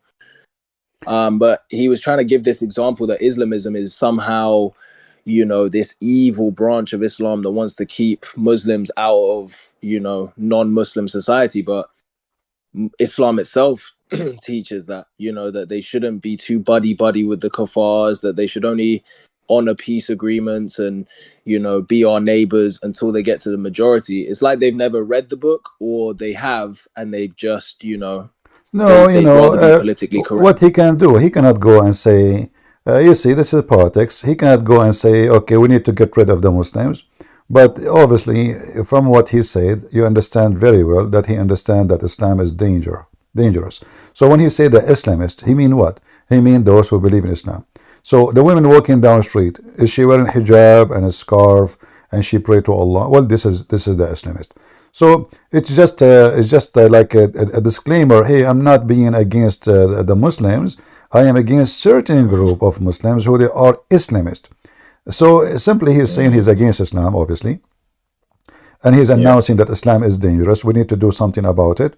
They mention Islamophobia, so to make it like I'm not only against Muslim, against any kind of phobia. Like Islamophobia is bad. Yeah. So it's just a way of politics to coat himself with some sugar.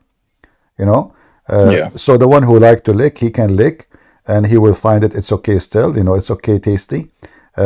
But the speech for me, even I did not hear it, but from what you said, obviously the UK, they are thinking seriously about the serious situation the UK has since they opened their borders for every terrorist in the world to come and live there. And now I think it's too late. The UK, sooner or later, they will have a civil war, and I predict that to happen.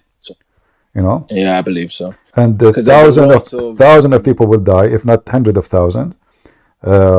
Maybe in 20 years, maybe in 50 years, we do not know. But it's going to happen. And the I Muslim reckon maybe 10 years, yeah. and the Muslim will announce an Islamic state in England, and war will erupt, and one of them have to finish the other one. This is the only thing will happen in the future, because those Islamists, the one who called them Islamists, as you said, it's true. They don't believe in living with others, either us or you. You know, so somebody have to finish the job, either us or them, as the Muslim they want. So the British government, they knew that, but good that at least now they are talking about it. You know, better than yesterday. Yeah, I do think I was surprised. But the problem is that they always do this kind of like, you know, we can't just talk about Islamic extremism. So when they talk about anti-Semitism, the next word out of his mouth is Islamophobia. You know, there's never a, you know, let's just stick on one topic for today. Maybe I give a speech today about anti-Semitism. Maybe another day I give one. It's always together. There's never any kind of separation. And I think even the government, they know, like you said, they know, whether they're trying to play coy, they're trying to play all politically correct, they know that there's a huge problem. You know, the counterterrorism chief at the moment, he's Muslim himself, and he doesn't actually, he has a, it's funny, he's got a nickname, right, like an English nickname that's not on his birth certificate. He doesn't have an English name whatsoever, but he's always referred to in the media and, you know, in the police as this English name, even though he's not, and his father's Muslim, and he doesn't say what religion he is, but I would imagine that he's Muslim. His first week on the job, I think this was a few years ago, he got tasked with, you know, basically counting up the terrorism. You know, what kind of terrorism do we have in this country? What kind of people are on our watch list from your predecessor? Who put those people on the list? Why are they on the list? And he gives this report that basically 95% of all extremism and people on the terrorist list are Muslim, right? Yeah. But then in his final closing comments, he says, but the biggest threat in terms of extremism in this country is definitely right-wing extremism, which only made up 5%, and it had doubled from 2%, something like that. So he said that jump, even though his predecessor only said there was about 75% Islamic extremism, which has gone up to 95%. So he's now, you know, shielding his own community and saying, oh, even though there's 95% of them that are causing the extremism threats in this country, those right-wing guys over there are making a comeback. But the right wings, like, they did not do, the right wings, they did not do any suicide bombing. If we ask the same question, how many Muslims they did, so this is all obviously, it's a very false, biased report, and he is a Muslim siding with them. Because we need to count how many violent attack happened, both those they call them right wings and those who they are Muslims. Then we will find 0 to a billion. Yeah. The worst that the right wing, the quote unquote right wing, have ever done. So there's a group in this country called the EDL that doesn't technically exist anymore. Their founder basically shut them down because he was getting, you know, too much pressure from all sides basically to shut them down. It's called the English Defence League. The worst thing that they were ever accused of was basically rowdiness, you know, fights, and, you know, they used to go to basically, there was a place called Rotherham in the UK where, I don't know if you've heard of like the Muslim grooming gangs, where basically huge groups of Muslim men, they basically form these gangs where they basically sexually assault young white girls. They, you know, groom them into joining these gangs, and then as soon as they're in, they basically never let them see their parents. You know, they just abuse them, pass them around, stuff like that. So the EDL went to Rotherham. They was like, I can't remember how many, but 10,000 members maybe. They went all the way to Rotherham, did a huge march all through the streets, and there was no Muslim in sight. They didn't come to meet them. They didn't, you know, they were terrified in their houses, and they got called out for that, you know, saying that, oh, you know, that's terrorism, you know. Yeah, that's so when the Muslim they march by tens of thousands, they are not terrorists. When the citizen of England who care for the country to protect their girls and their daughters, they are terrorists. But anyway, you know, my friend, who care about what they say? People of the country, they should wake up and protect their own. How in the world anyone will be allowed to do what they are doing, as you said? I mean, this has happened only if the families are a bunch of cowards. Who dare to touch my daughter? The men are, who dare? Yeah. Even if an the army British came to me, I will be dead before they take her. Mhm. Yeah, only Yeah, cowards, unfortunately, I think only the cowards, British men are cowardly, only too cowards cowardly. will Because you see a allow lot of such a thing to UK happen to army. them. So either the British are become a bunch of cowards, or they are a bunch of men who they can stand and protect their society. Yeah, because you see a lot of them in the YouTube comments, all these things. They're getting angry supposedly about all these things that are happening, and thousands and thousands of comments. But there's no actual. I do believe that, like you said, when there's a civil war, the second that the Islamists, actually stand up and say, what, we're taking the country. I do believe that the white men of this country will just suddenly crush them. This is They will not. just go This into is a should not rage. be. But This should not be. This should not be the problem of the white man, because the Christians, who they are no, it not should be white, yeah, everybody. everybody who is not a Muslim, he have to stand against this garbage, and otherwise those people they are, as you said, they're gang. They use violence. So gang survive only if no men stand against them. When everybody is a potato, when everybody is a potato, then everybody is a lion. The gang is a lion. You are a cat. Because what? Because you fear. So if nobody fear, then there's no gang. Gangs exist only when people they fear the gang. The gang usually is the minority. The people are the majority, but the majority are a bunch of rabbits. They fear the gang. Each one of them says, none of my business. I'm not going to go and fight with those people. Yeah, and I think the other problem is that the British people who are non-Muslim, what you see a lot of in the comments is that they feel like the UK police and the UK government essentially are on the sides of the Islamists. Like there were 3 girls the other day who got charged with terrorist offenses from the Palestine marches because they had on their back these emblems that were, the parachutes, the paragliders that Hamas used on October 7th. They had those on their jackets. And they got, taken out of the march, arrested, whatever.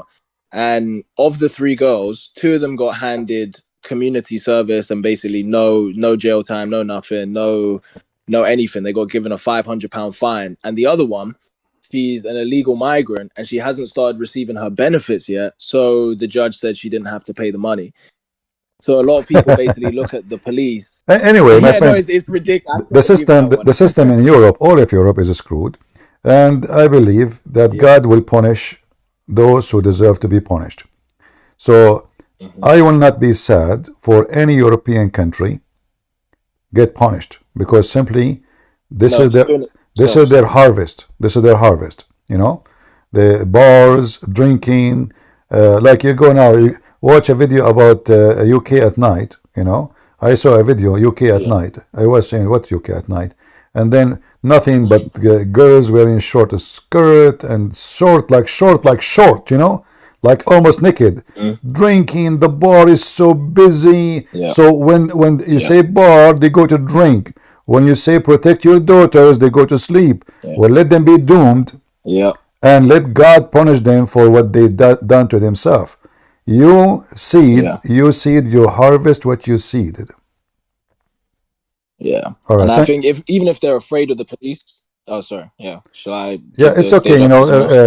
Just make a final statement, please. Yeah, I was gonna say. So, like I said, a lot of the British people, I think their excuse for not doing anything or protecting their daughters or whatever is that they feel like the police are on the side of the Islamists. Like in what does have to do? This is false. If the police are the Islamists, I'm not going to let anyone touch my daughter. This is just an act of cowardice. No, exactly. They should go against the police if that's what they believe. Because in Rotherham, what if the police is raping your daughter? Yeah, you should kill them 100%. You shouldn't allow them. In Rotherham. We don't want anyone to kill anyone, but the issue is when it's time to protect your life, you have the right to defend yourself. It doesn't matter who. A police come to me and he want to kill me, he have no right to kill me unless I'm a criminal. A police, he want to rape a girl, he is a rapist, he is a criminal now. He's not a police no more. So you use whatever you need to use in order to protect yourself and your family. If the police became the crime, then the police is the problem. However, I believe that they are making excuse to sit inside their houses and become pimps. Pimps, that he put a horn in his head. He act like he saw nothing, he know nothing, and nothing happening. Yeah. All right, my friend. Thank you very much for joining. All right, cool, Christian. Thank All you right. for the conversation. Yeah. God bless you. I'll let someone else speak. Thank you. Who is next? Let us see. We have Muslim soldier here. This must be something powerful. Go ahead, Muslim soldier.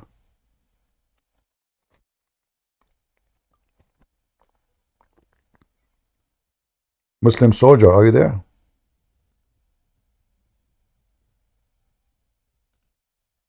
Hey, CP, sorry to interrupt, but I have a Muslim that's looking to speak to you.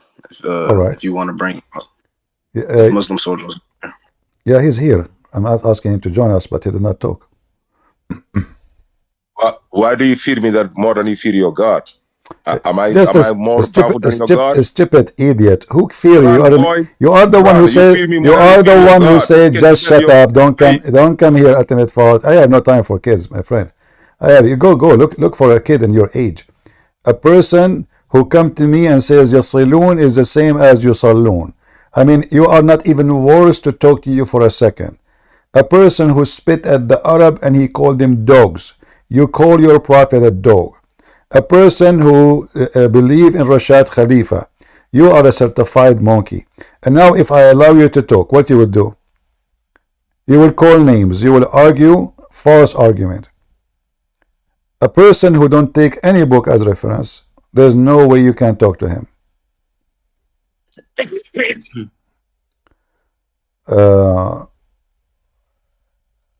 Mr. The one have his name is Hebrew. Go ahead. I have a question. When I'm not Muslim, right? But a lot of the times they say, "Oh, it's corrupt," either Torah or the Bible, and they use 279, Surah 279. All right. I just wanted to know what you thought about it. Well, 279. If the Muslim they want to take it into accountable, that means the Quran is corrupted. Can you read it for us? Yeah, if it's on your screen, yeah, I can read. All right.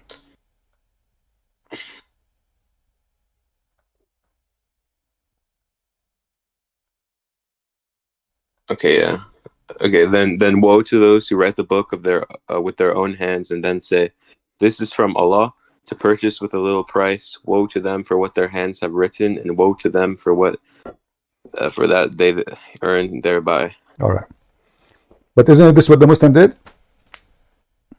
With the Quran? Yeah.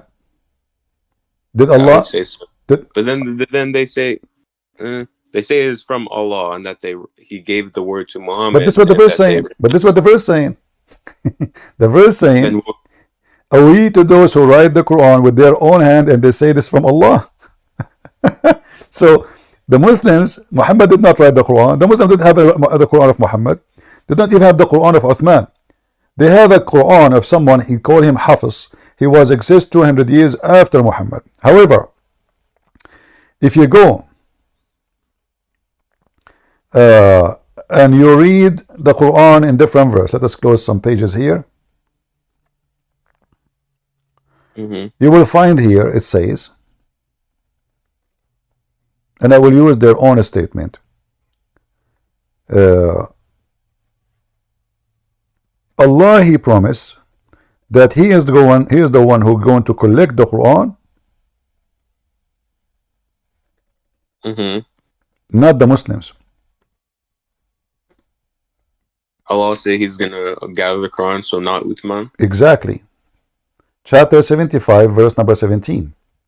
For us to collect it, and for us to make you recite it.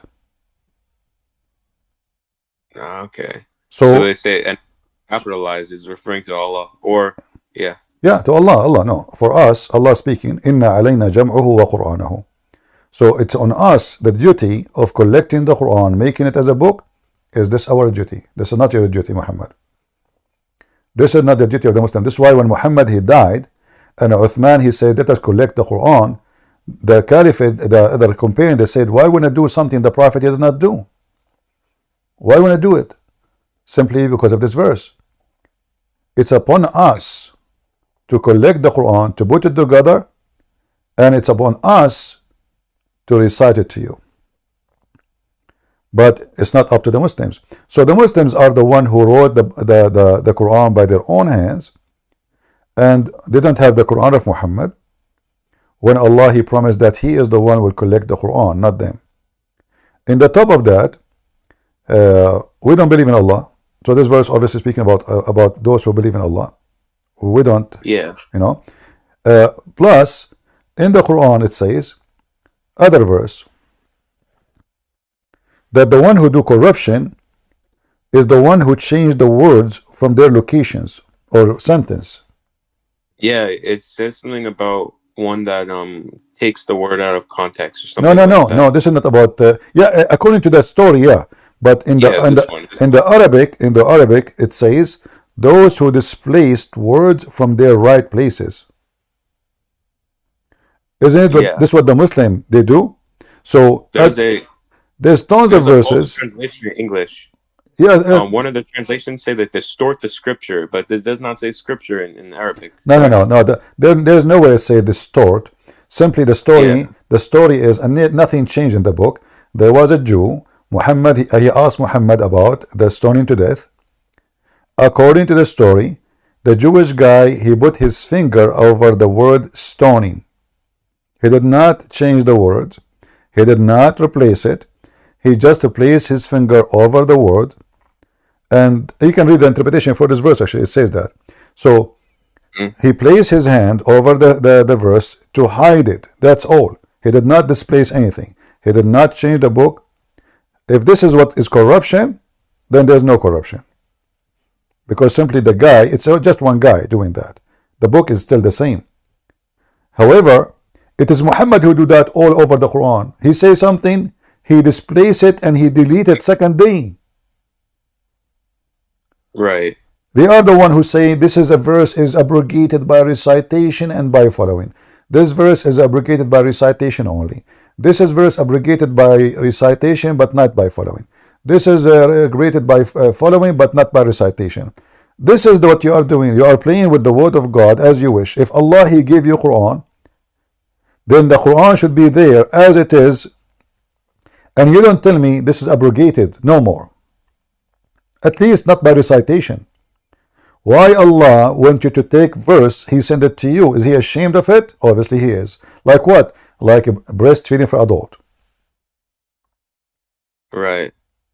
And obviously this is off. The Muslim that took it off, the Muslim that took off the breastfeeding for adult, there is no way to believe in the story that the goat ate the Quran and that make the Quran is gone. Because Allah He promised to preserve the Quran, correct?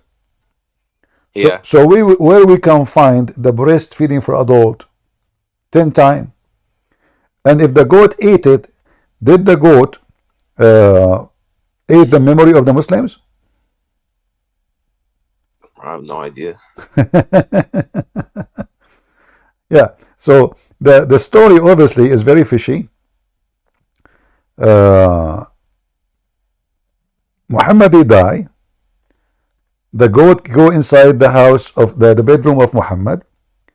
Yeah, that's what it says. That's what it says. I'm not making fun. That's what it says. The verse of stoning and the breastfeeding 10 times, adult 10 times, adult was revealed. So it's a verse. Okay. And the paper was with me under my pillow. Wonderful. When the messenger of Allah died, we were preoccupied with his death. And a tame sheep came and ate it. Okay. So now the sheep is destroying the word of Allah. Who is the Muslim would like to join us and recite for me the verse which eaten by the sheep? So what you are saying is there is stuff missing, and there's proof of stuff missing. Not only missing, it's been eaten, my friend. David Wood, he ate the Quran. He was copying the sheep. I saw David Wood, I saw an opposite prophet eating the Quran. They are jealous. They are just, they saw the sheep eating the Quran. They said, okay, we will do it too. And if the sheep ate the Quran, well, isn't the Quran preserved anyway? Why it's not there? Who is a Muslim can recite for me the breastfeeding for adult 10 times? How come it's not exist in your memory no more? Is that cheap? Is like a Trojan horse erase your file in your head, your memory? What is the verse? And in the same time, what kind of God he gives such a verse? Breastfeeding for adult 10 times? Oh, like Allah, He reveals stuff like that all the time. How this religion is religion of conservatism, as they claim women they cover themselves. So women they cover themselves. Like if you go actually back a few days ago, I think last week, a Muslim he called me and he said, so what? Allah allowed it. What the problem? Allah allowed His verse to be eaten? No, Allah allowed it for his wife. I asked him. Anyone remember what the date so we can play the video? It is in Rambo. I said to him, so do you have no problem that your wife, you come back home, you find your neighbor laying down in the lap of your wife, sucking her boobs. You have no problem? He said, what's the problem? Allah allowed it. It's okay. Allah allowed it. You know? Yeah.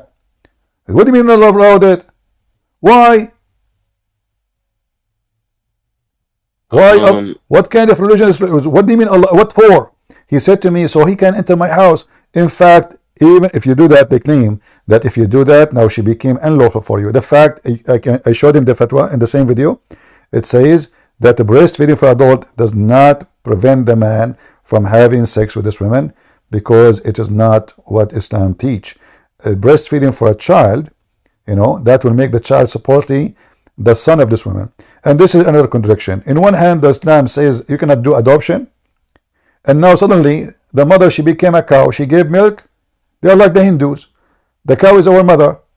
So now the woman, she gave milk to the boy and to the other girl, and now they became sisters and brother. How in the world that work? I can't tell you. That mean anything we ate, we became a sister with the we eat beef. That cow is my sister. We drink milk. The goat is my sister. You know, this is stupid religion. In the same time, Muhammad, he forbid adoption just so he can have sex with his own son wife. I wanna show you another thing. Look up is Sahih Muslim book 8, hadith number 3371, I think. Muslim hadith number. Sahih Muslim book 8. 3371. 3371. Okay, hold on. I don't know if that's the exact one, but if it is, then there's basically Muhammad permitting adultery and rape at the same time of Arab captive women. Yeah, that's for sure. There's no question about it, you know. Because if you read it and if you bring it up, it literally talks about how the men who are wanting to have sex already have wives. Yeah. So what are they going to do? Marry these captives and force them to marry you? What? No. You see, first of all, the Muslim, they have license to have sex with any captive woman, even if she is married. This is in the Qur'an. You do not even need the hadith. Aren't they counted as treasure or something, right? Yeah, it's just, you know, she is your hand process. That's it. You own her now. You know? So even if she is, this is why in the Qur'an, it says, it's forbidden for you, women who they are already married, except your right hand process. So they are married and you can rape them. Yeah. You know, and this is Quran, so this is not a hadith. They can say, you know, this is weak, this is da'if, you know. So here you see chapter 4, verse number 24, the same chapter about the mut'ah. It's also forbidden for you, women already married, except, which means the married slave, you can rape them. Do you see it? Yeah, captives and slaves. And they are married. Listen carefully, they are married. Yeah, because if it says women already married except exactly married captives and slaves. Right. So it's forbidden for you to sleep with women who they are. This is not about marrying, by the way. This is about sleeping. So it's forbidden for you to sleep with married women except the one you kidnap from their husbands. They are married, but you can't sleep with them. So that is why Muhammad permitted his men to rape the Arab women. Yeah. And he himself, he did rape many. You know, most of the women he have in his house, they are just, you know, captives. All right. Do we have any Muslim? Thank you, my friend, for the... Yeah. Thank you. Who is next? I think V. Is it V? What's next? Mr. Go ahead. السلام عليكم. وعليكم السلام. يا أخوي أنا قبل شغلني بالك يوم قلت الخروف أكل شو اسمه الصفحة. شنو هذا؟ ها؟ شنو هذا السؤال؟ أقول شو اسمه يوم قلت الخروف أكل الصفحة ومدري إيش. نعم. The goat she ate the Quran. تشاغلنا بموته دخل داج فأكلها. So the Quran was eaten by a goat. Can't you see it? Go ahead. What do you want to say to us? طيب هو مكتوب في سورة الحجر آية 9 إنا نزلنا الذكر وإنه له حافظون. يعني إذا أكل ولا ما أكل إحنا حافظين أساسا. Okay, guys, he's saying to me in Arabic, well, it says in the Quran that Allah he sent down a dhikr wa inna lahu lahafizun, and we are going to preserve it. That's wonderful. Tell me the verse of 10-time breastfeeding. Go ahead. As long it is preserved. ما أتكلم إنجليزي يعني.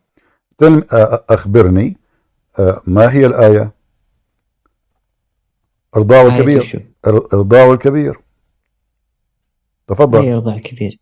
إرضاء الكبير، آية إرضاء الكبير التي أكلتها المعزة صلى الله عليه وسلم. المعزة قد أكلت الآية. أخبرني ما هي الآية. تفضل. So I'm saying to him, guys, okay, as long as the Quran ممكن تعلمني باسمك؟ Christian. Okay. So as long he is saying that the Quran is preserved, so I'm saying to him, okay, preserve in our memory. He said, okay. I said to him, okay, recite for me the verse. So go ahead. تفضل. وش أقول يعني؟ ما هي الآية التي أكلتها المعزة؟ أحد قالها ولا ذكرها؟ قال مكتوب في آية سورة الحج آية 9 إن نحن نزلنا الذكر وإنا له حافظون. My friend, no problem. You keep repeating the same. Guys, he keeps saying to me, we send the dhikr and we are حافظون. أخي العزيز. الذكر. حسن. يا حسن. أنا فهمت. مو حسن. Listen, الذكر ليس القرآن. الذكر هو ليس القرآن. كيف يعني؟ نعم. إذا ما ذهبنا إلى الآية في القرآن وهي تقول وقد كتبنا في الزبور من بعد الذكر. So you say to me the dhikr, and let me translate. سوف أترجم. أنت تقول, he is saying, guys, that the Quran says that we send down the dhikr and we are going to preserve it. So I said to him, but the dhikr is not the Quran. How we can prove it? Here we go. The Quran says in chapter 21, verse number 105, وَلَقَدْ كَتَبْنَا فِي الزُّبُورِ مِنْ بَعْدِ الذِّكْرِ. So we wrote, and indeed we have written as Zabur, the book of Psalm, as Muhammad called it, all revealed in the Torah. So is the dhikr is the Quran? No. هل القرآن يا حسن هل القرآن هو الذكر؟ الآية أمامك تقول ولقد كتبنا في الزبور من بعد الذكر. So the Quran is not the dhikr. Did your Quran came in the time of Moses? هل أتى القرآن في أيام موسى في أيام اليهود؟ متى أتى القرآن؟ القرآن قبل نبوة محمد 40 سنة هو مذكور بالقرآن. هذا ليس السؤال. هل أتى في أيام موسى؟ لا. هنا الآية تقول اقرأ تقول ولقد كتبنا في الزبور من بعد الذكر. من كتب قبل ومن كتب بعد؟ وما هو الزبور هنا؟ وما هو الذكر؟ الذكر الزبور is a book of Psalm, and the dhikr is the book of Moses. It's in front of you. So when the Muslim he says to me, the Quran says that we, Allah, He said, we send down the dhikr and we are going to preserve the dhikr. Well, the word dhikr here, according to Muslims, is the Torah. And the verse in the front of you. So even they quote for you a wrong verse. So يا حسن كما ترى هذه الآية تؤكد أن الذكر ليس القرآن. الآن نعود إلى السؤال. هل بإمكانك أن تقول أن تسمعني آية أرضاع الكبيرة 10؟ ما فهمتك. ها؟ ما فهمتك ما أتكلم عربي فصحى. هل أنت guys, he's saying to me he don't speak the language of the Quran. How come you don't understand? Listen, guys, I'm speaking to him the classic language. He don't understand. He's a guy who is speaking in a Bedouin accent. He didn't understand me. Listen. هل تستطيع أن تسمعني آية رضاع الكبيرة 10 الآية التي فقدت بعد أن أكلتها المعزة. Can you recite for me the verses of a breastfeeding for adult 10 times, the verse which the goat ate it. تفضل اسمعني. أنا ليس بحافظ القرآن أول شيء يعني. He is saying he do not memorize the whole Quran. But this is not, I don't care. يا حسن ابحث عنها هل تجدها مفقودة؟ إنها مفقودة غير موجودة. أكلتها المعزة. فهذه حجة لا يحتج بها. هذه حجة لا يحتج بها. إما أن تقول لي ما هي الآية أو تقول أن كل المسلمين لا يعلمون ما هي الآية. كيف أقول الحين كيف تقول علمني الآية؟ Guys, he's saying to me, why you are asking me, how come you asking me to tell you what is the verse? لأنك قلت بأن القرآن محفوظ حسنا. يعني إذا أنا حافظة بروح بعلمك اللي أنت حافظه برضو. Yeah. So why, guys? So I said to him, you said the Quran is a preserved. So tell me the verse. He said, so if yeah, it's preserved, should I tell it to you?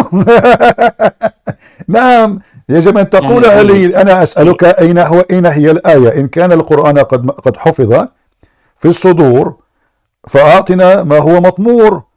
أعطنا الآية. تفضل. يا رب أنت تقول الحين علمني الآية، وإذا الآية أساسا نوكلت وهي محفوظة، يعني بروح بعلم واحد. أين هي محفوظة؟ إن كانت محفوظة إذا أنتم حافظين لها. أين هي الآية؟ أوكي، الحين أنا بروح بعلم واحد بعلم واحد سالفة وبعلمه هو السالفة، هو يعرف السالفة أساسا. يعني بروح بقول السالفة وهو يعرف السالفة. Guys, I mean this funny conversation. He's saying, so I teach somebody and the other person he teach other person and the other person teach other person, but still he can't tell me the verse. أنا أسألك يا رجل أعطني الآية. يعني ليس هناك داعي للنقاش العقيم. آية شنو؟ أنا ما حافظ القرآن. I don't. Okay. هو يقول he don't memorize the Quran. This is not my question. I'm not asking you to memorize the Quran. أنا لا أسألك إن كنت تحفظ القرآن أم لا. هل هي موجودة أصلا في كتبكم في كل كتب المسلمين؟ هل هناك آية اسمها إرضاع الكبير يمكن أن نقرأها معا في كتب المسلمين؟ تفضل. لا. He said no, we don't have any verse like this in any Islamic book. So the goat ate it. Don't tell me the Quran is preserved. All right, thank you my friend. اسمع، المحادثة هنا باللغة الإنجليزية، ولهذا يعني لا يمكنني أن أطيل معك باللغة العربية لكي يفهم الناس. طيب أنا كلمت واحد اسمه مدري إيش يقول عاد تكلم معه عربي. وتكلمنا معك بالعربية يعني، ولكن طيب أنا عندي سؤال ثاني. تفضل. في الاسم الستيج هذا why Allah cannot do a miracle like Jesus. So you know English. You know English. Why you are saying to me I will speak only Arabic? Here we go. You know English. أنا أقرأ إنجليزي بس ما أعرف ما أفهمها. فهمت؟ Okay. So. طيب في آيات موجودة إن الله شو اسمه الله يعني عنده معجزات هذا كثرها. جيسس أساسا اللي هو عيسى هو يعني نبي مجرد. من واحد من المعجزات مثلا وإني خفت المولى من ورائي وكانت امرأتي عاقرا فهب لي من لدنك وليا.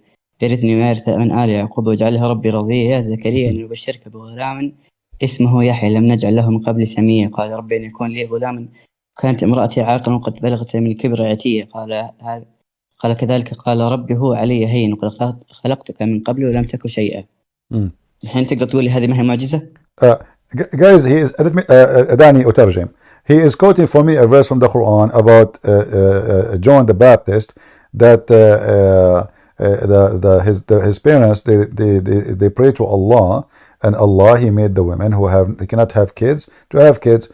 But this is a claim يا أخي العزيز. هذا ادعاء. أنا أستطيع أن أقول الآن أن الذي صنع هذه المعجزة هو ترامب. نعم، ترامب هو من قام. كلام فارغ.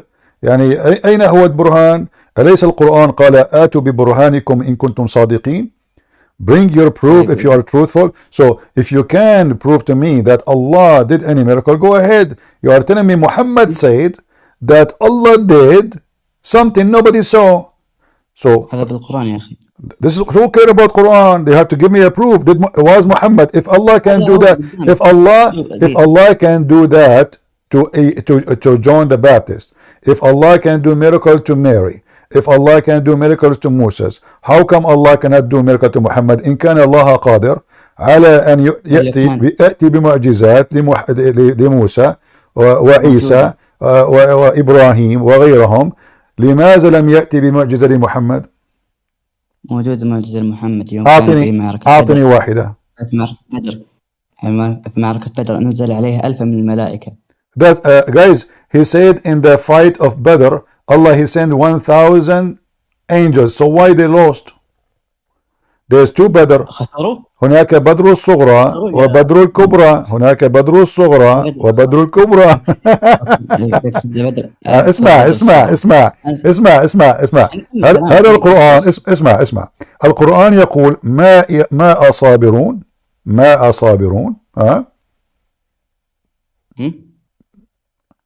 إذا ما ذهبنا إلى سورة الأنفال تقول الآية let us put it in the screen.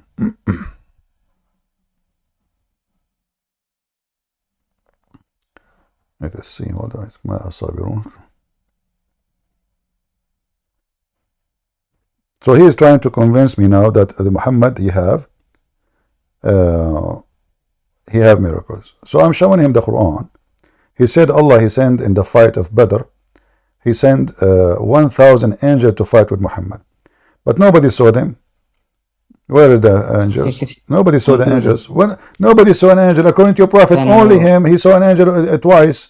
Look, this is the Quran. هذه الأنفال تقول أن إلهك قال للمسلمين one of you or 20 of you with patient can fight 200. 20 صابرون يغلب 200. ذهبوا إلى المعركة خسروا المعركة عادوا فقال لهم محمد الآن خفف الله عنكم.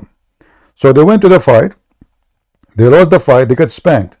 Muhammad the promise was false that one can fight 10. So look what Muhammad he did. Right away he fixed his exaggeration. So he said, for the present Allah has lightened your task. Now he found out actually that there is a weak spot on you. Where is the 1000 angel? If إذا كان هناك 1000 من الملائكة ملاك واحد كافي أن يقتل كل البشر، فلماذا يخفف عنهم؟ لأنهم الضعفاء لم يستطيعوا أن يهزموا الأعداء. They could not defeat the enemy. So Muhammad now he fabricated a new verse, says from one fighting 10 to one fight 2. There's a huge difference. Do Allah knew the future؟ هل يعلم الله المستقبل أم لا يعلم؟ إن كان يعلم فلماذا قال لهم واحد منكم يحارب 10؟ وعندما اكتشف أنهم غير قادرين على النصر قال لهم واحد منكم يحارب 2. ولما عرف ولما علم كيف يقول القرآن الآن خفف الله عنكم وعلم الآن. Now Allah he found out that you have a weakness. Now أنت تتكلم العربية, you speak Arabic, translate the verse, tell them how the Muslim they try to fix it in English.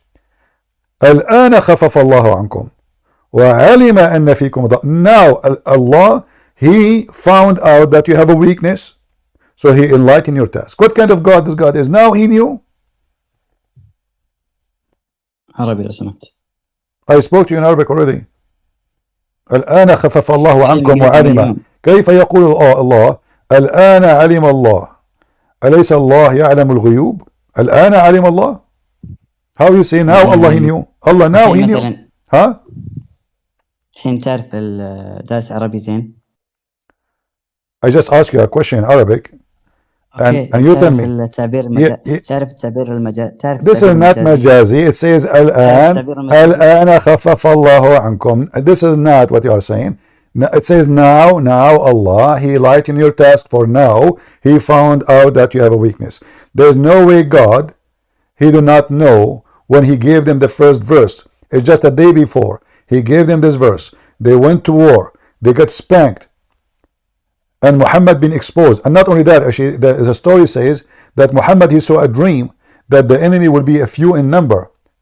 Muhammad ادعى أنه رأى رؤيا من ربه أن الأعداء سوف يكون قلة في العدد، وحينما ذهبوا وجدوا الأعداد أضعاف ما تقال لهم محمد، أي أن محمد ادعى كذبا.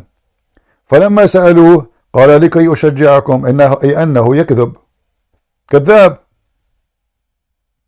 So he told them the enemy will be few only, don't worry about it. They went there, they found the opposite. And when they asked the Muslims why this is happening, how he says that, he says, oh, he was encouraging them by making a false statement. So he claimed that he saw a vision that the enemy will be few, but he was not really, he don't mean it. He just want to encourage them, because if he told them there are too many, they will not go. Okay, my friend. Sorry, I cannot keep you with you for long in Arabic. We have more people to speak to. You're welcome. You are a nice person, but obviously you know I cannot continue with you. Thank you for coming. Thank you. All right, Mr. True Islam, go ahead. Or we have Gaboro first. Which one? Hello, brother. Okay, Gabor, go ahead. I have a question about the other subject. So I don't know if True Islam is wanting to go on with this subject, then I wait. But is it about Islam? Is it about Islam or not? Yes. Okay, go ahead. I heard the other day that someone was talking about on the day of judgment that Allah will judge all creation, like also animals, and I wanted to be sure if this is true. Yeah, the Quran confirms that all creatures Allah he sent them prophets, and they have book. ما فرطنا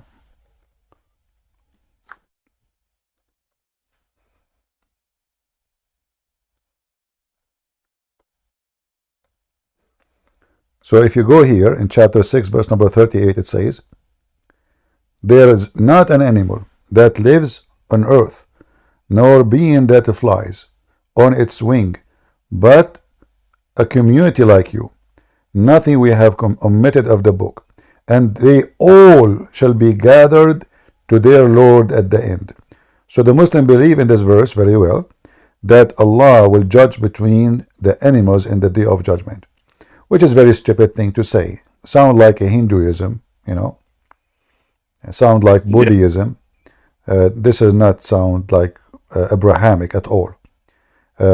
Because animals, they don't have the free will. They are programmed creatures. So what we will judge them about what? Exactly.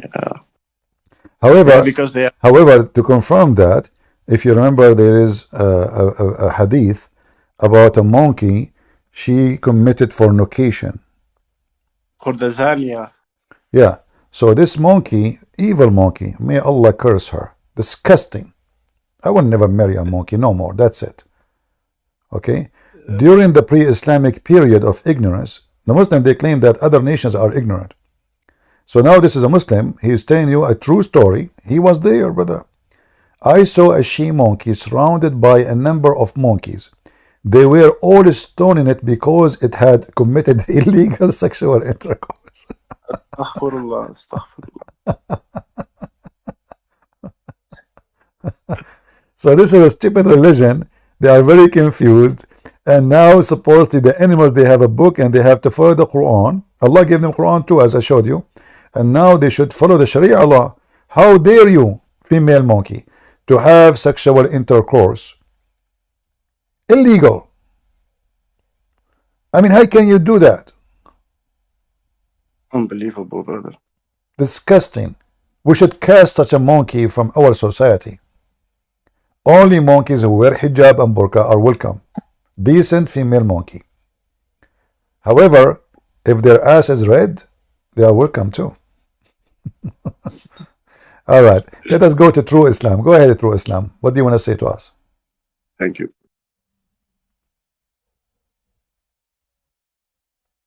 True Islam, are you there?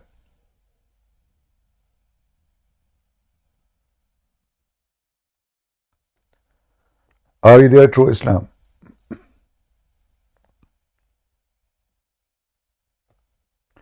How is our sound coming to you, people in Patreon? Sorry, in Rumble and YouTube. Is it good? Is the image coming good and clear for you? Or the image is dancing? Like the Muslim, they dance when I ask them a question. The best dancers of the world, they dance around the bushes.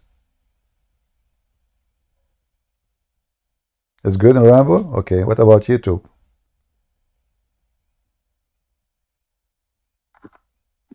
Is it good? All right. Mr. True Islam, are you there? If I speak, you're gonna run like a dummy. Just the zikr is the Quran. okay, hold on. Just to show. Okay, I will give you 5 minutes. So just for fun, for entertainment purpose. What is the zikr? Listen. What is the zikr? Dhikr is the Torah, you idiot. Read chapter 1644. Just get lost out of here. Even your Muslim translations, just get lost. Even your Muslim translation saying that, every single interpretation saying that, get out of here. You are a son of Muta. Don't come here. You know, this is what your prophet said. By the way, we never heard of those names before. The funny is, this guy, he come to you with different definition for anything. All Muslims are wrong. He is the only one, he have a different answer. Don't even think about it. Ultimate Fart always have the solution for anything. Ultimate Fart, are you sure? Yes, I'm sure, you know. We can go right now and we can read any translation you want. You will see that the dhikr is not the Quran in this verse, obviously.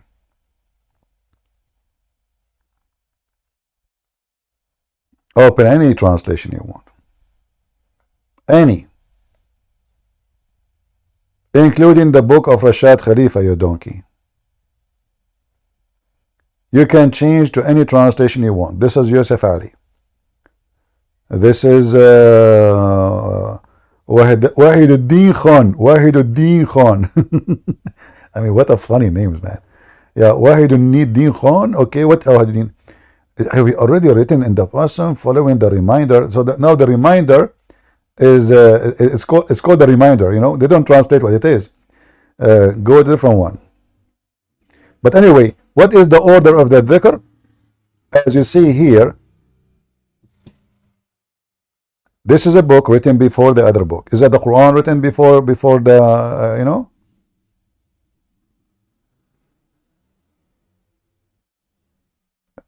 Is the book of Psalm written after the Quran?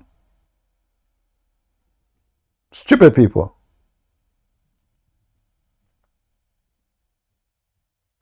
And you can change to any translation you want. You will see that all of them, no matter what translation. This is why I'm not going to waste my time with stupid person like you. Every single Muslim agree with me. You can keep changing translation as you see in the screen, one after one. I can change all the list, one after one. None of them will agree with this donkey.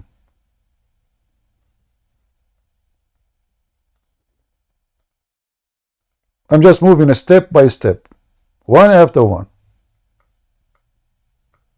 Do you see a translation? Do you see it? This is why it's not worth talking to you. You are just an idiot.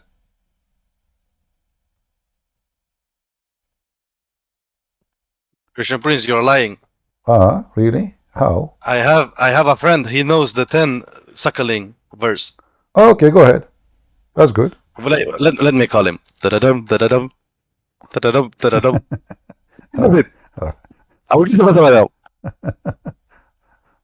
All right. I'm sorry. I will not. I'm Christian. I will not take your time. I had the question before, but you seem to be doing with this Abdul all you have to do. So keep going, and I can ask my question later. All right, my friend. Thank you very much. Can you hear me, Christian Prince? I hear you. Go ahead.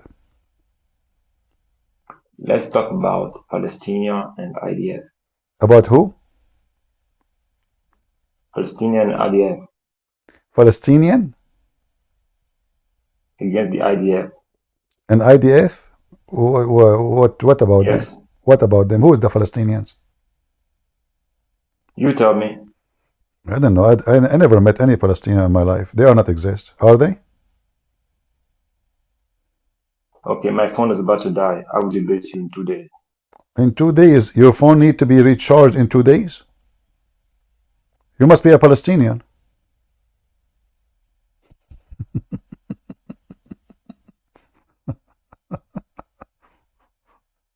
Today to charge the phone. My phone is about to die. I will debate you in 2 days. That's a good one. I mean, what kind of phone you are using? Take 2 days to charge it? Why, it's made by Tesla? Oh man, yeah, yo, God bless you. This guy, he's been saying this whole stuff with, I'm gonna debate you in 2 days in the chat, and I'm gonna demolish you in Skype, all that stuff. It's so funny. And now he finally had this chance to speak. And then his phone died. Yeah, that's sounds like a Palestinian to me. Thing happened. Yeah. All right. Who is next? BLR.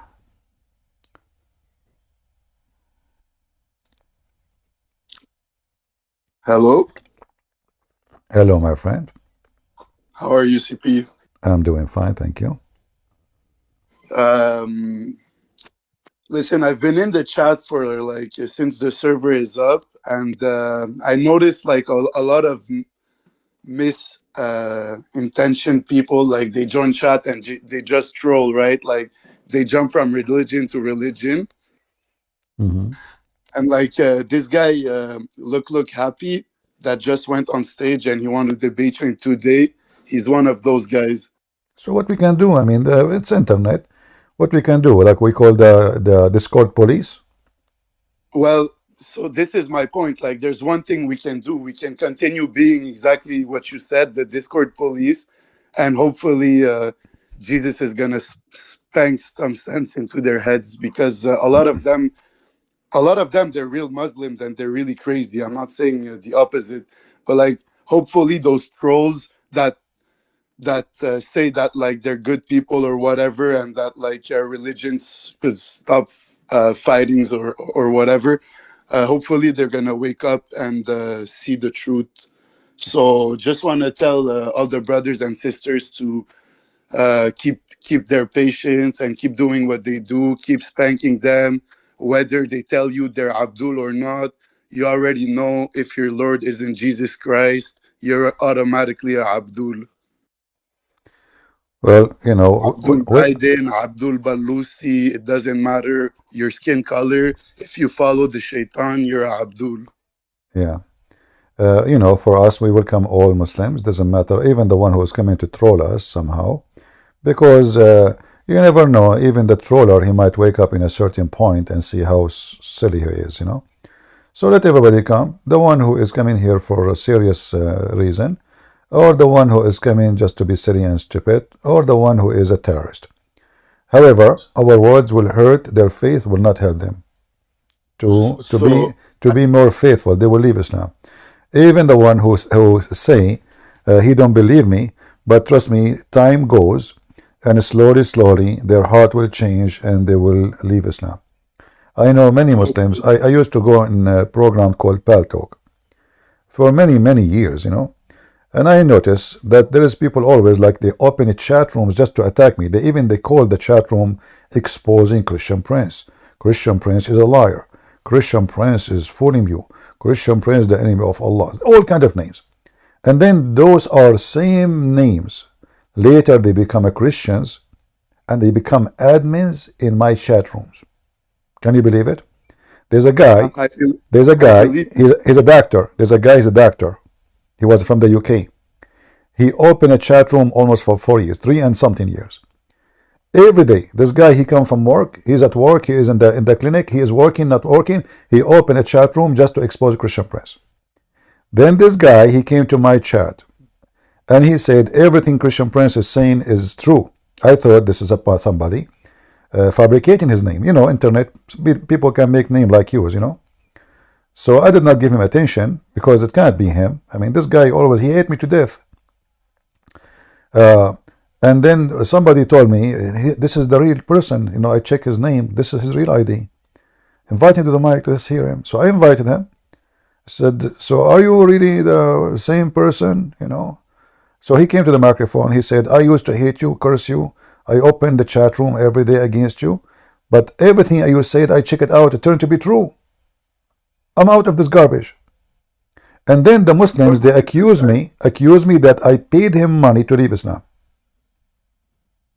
CP, we see them every day. They come back, and by fighting with them, you see that the stupid arguments, they start dropping them. They don't use them anymore. So the sense is coming to some of them. And this is why, like, I came up on stage. When I tell the sense is coming to some of them, like, I'm not differentiating. Like, you consider yourself atheist, agnostic, Hindu, whatever you want, Muslim, you're all Abduls, especially the atheist one. Atheist one to me is the most Abdul of them because he sees all this and he closes his eyes. So wake up, guys. All right, my friend. Thank you very much for sharing. Uthman, is that the same ultimate fart? Because this guy, he's a stalker. Go ahead, Uthman. Uthman. Faraka. You muted him. No, he's not muted. You can see that No, he muted himself. Run, boy. He said, Daddy. Just shut up. See how filthy your mouth is? Son of Muta.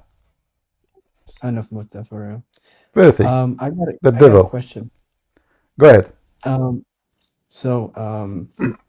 There are, embarrassing Sunni hadiths, but I don't know much Shia hadiths which are embarrassing. Do you have some in mind? No, the Shia hadith are not embarrassing at all.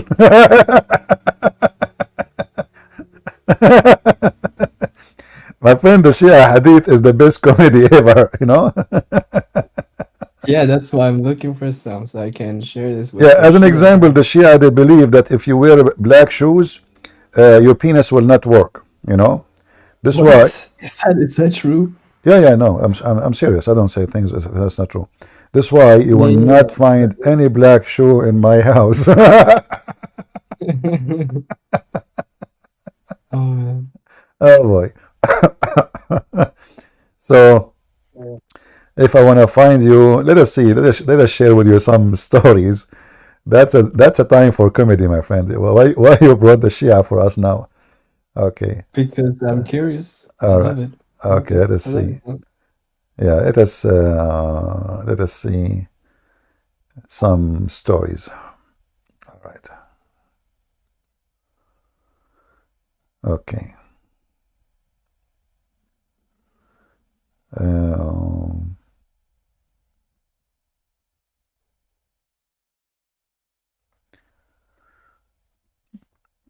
You want what kind of subject you want? Because there's endless, you know. Maybe about women. Maybe about women. Maybe they got some good. About women. You're Yeah. You are being a bad boy now. I will tell you more. Sorry. I'm just curious. Okay. Or shaitan. Okay. Let us see some stories.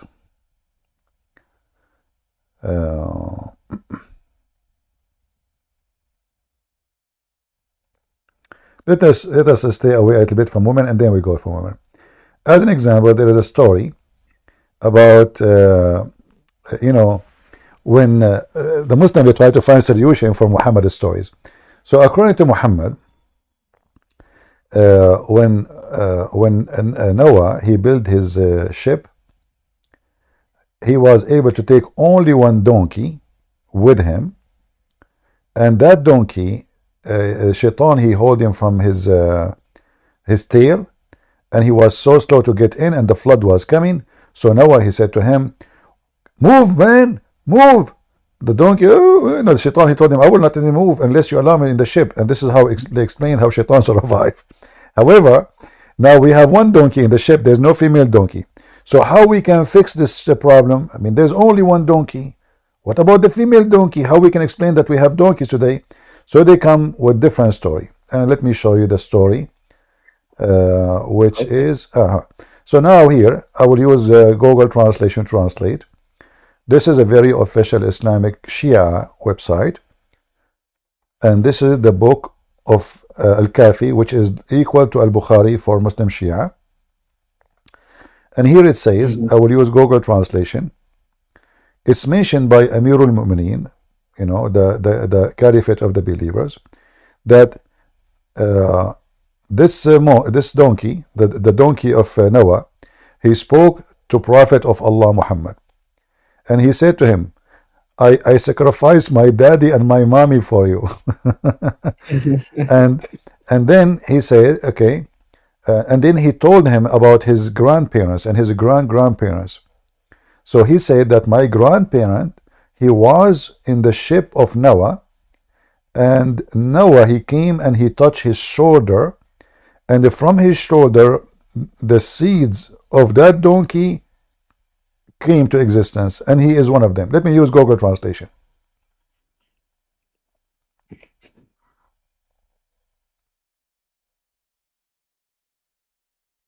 All right. So you go down in the page here. Let us zoom in. All right. I don't know why it's not zooming. Come on. I did not say inshallah. This is why. Let me use the keyboard. All right. So here it says, you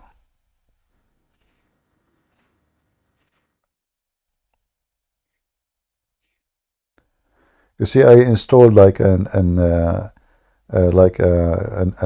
Google Translation to the browser, and now anything I highlight, it translates right away. But anyway, it says that narrated from the commander of the faithful, peace be upon him, said that the donkey spoke to Allah Messenger. You see it here?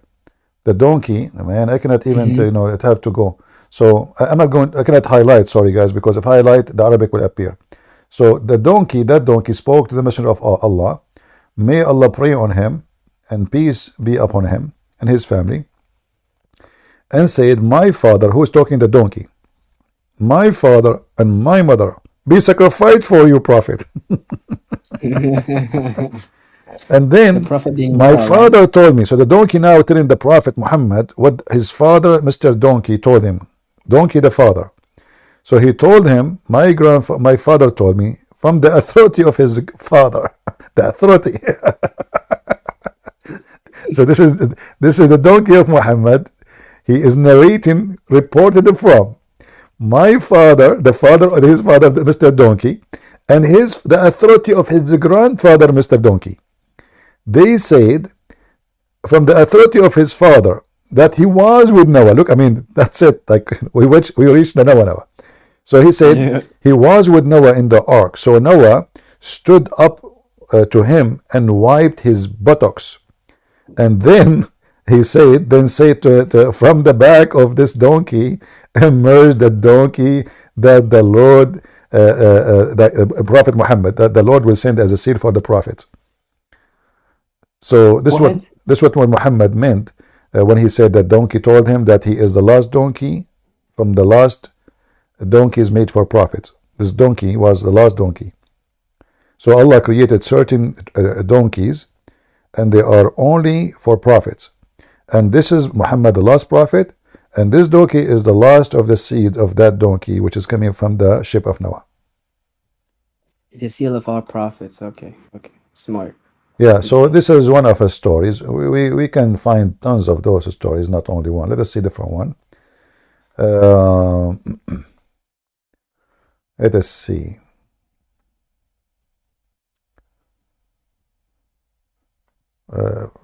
Here we have many stories about the donkey. Let us go to different story. Enough about the donkey. All right, let's see here. Something else.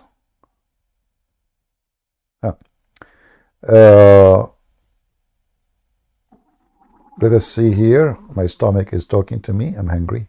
It says here,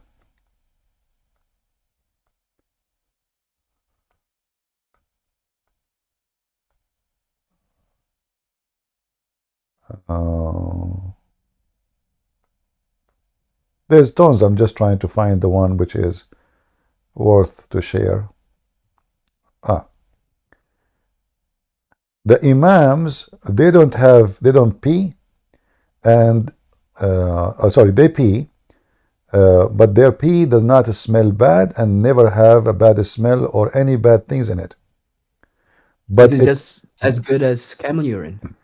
Yeah, but it is like musk. It's like musk. So here we will find, and this is again, this is the Muslim website. Let us see. Hold on.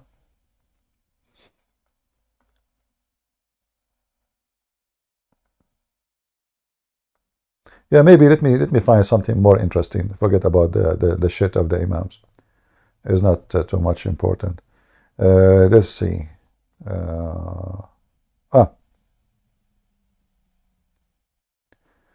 Eating carrot make your livers hot and make your penis stand, and it help you for intercourse. Yeah. So let us see. And this is the book of Al-Kafi. Let us see here.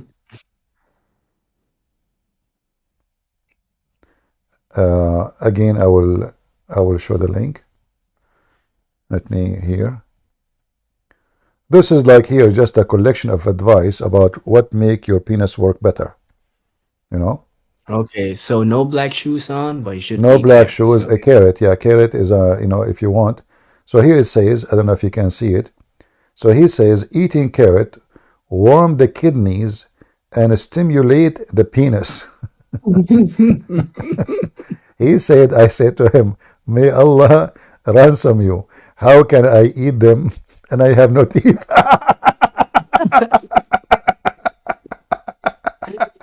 Oh man, that's too funny. Good breath. How good it get it and eat beef? Is that good? I don't know. I mean, just use the mixer. You know that those kuffar, they make mixer. You can just make it in a drink. You know, just make it a juice. Yeah, I mean, just a stupid garbage religion. And then he says here, like all the page actually, if you read it, even he's talking about leprosy, how you can fix it, which is very funny. Medicine. It's all just a stupidity. Let us see.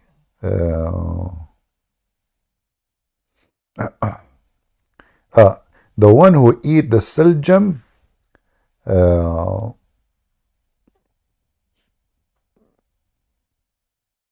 yeah, here they are saying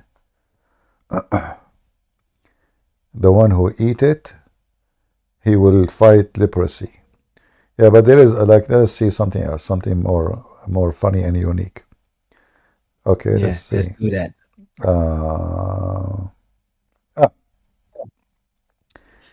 It is not right to look at the anus of the women or their vagina, because that will make your son blind.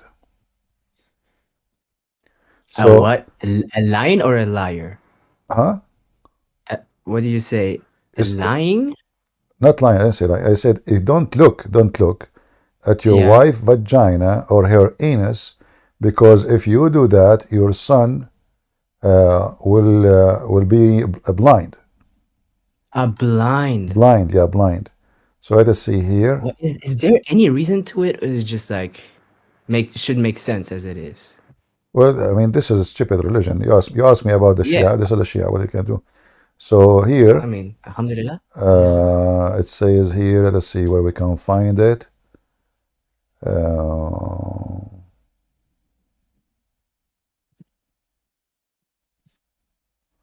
Give me a second. I'm looking for the website so we can use Google Translation. All right, this is Wasail Shia. So here, let us post this link here.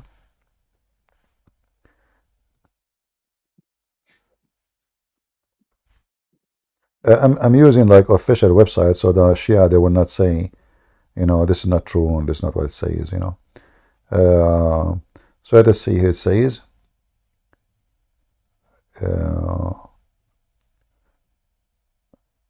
here it's talking about which day you can have sex with your wives.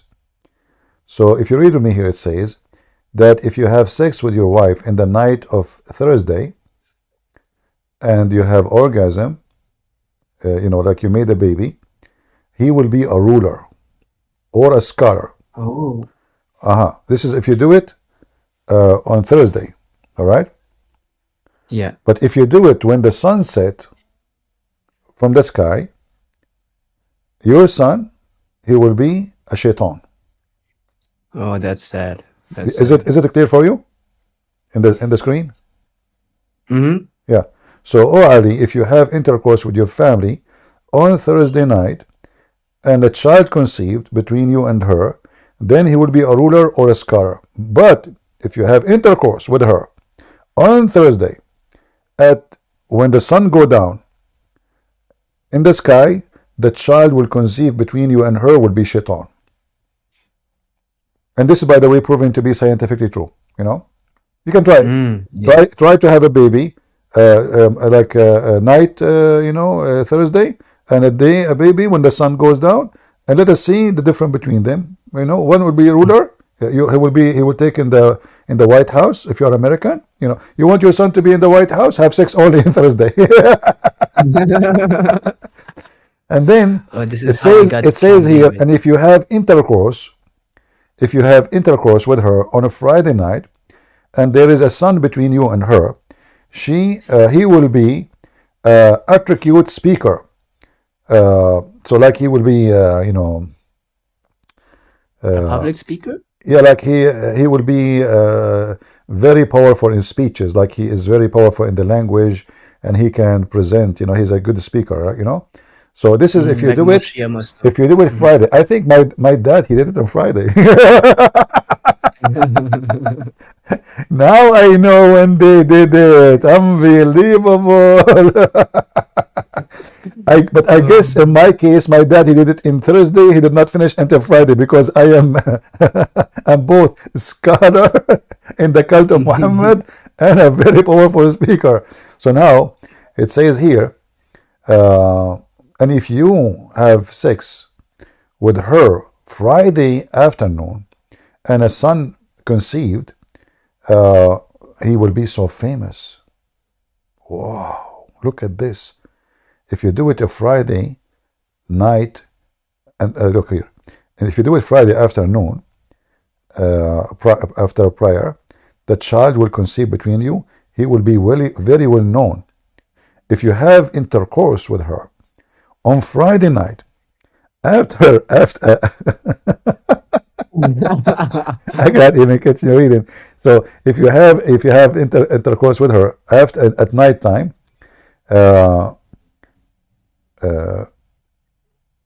you should wish. You should wish not to have such a baby. So if you do it after night, let's see here, after the first hour, okay, the night the child conceived between you and her, it's not guaranteed to be a sorcerer, and translation is coming weird. Yeah, so like, you know, you don't want such a baby. That's what in Arabic it says, supposedly. Except if you want Muhammad hijab, but and then let us see more.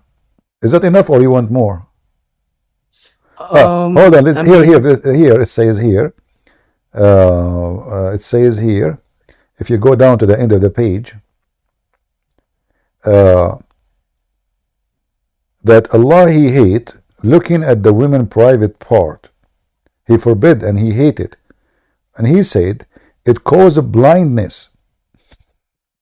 He hate. Yeah, no, like this is will not make you blind. No, your son will be blind.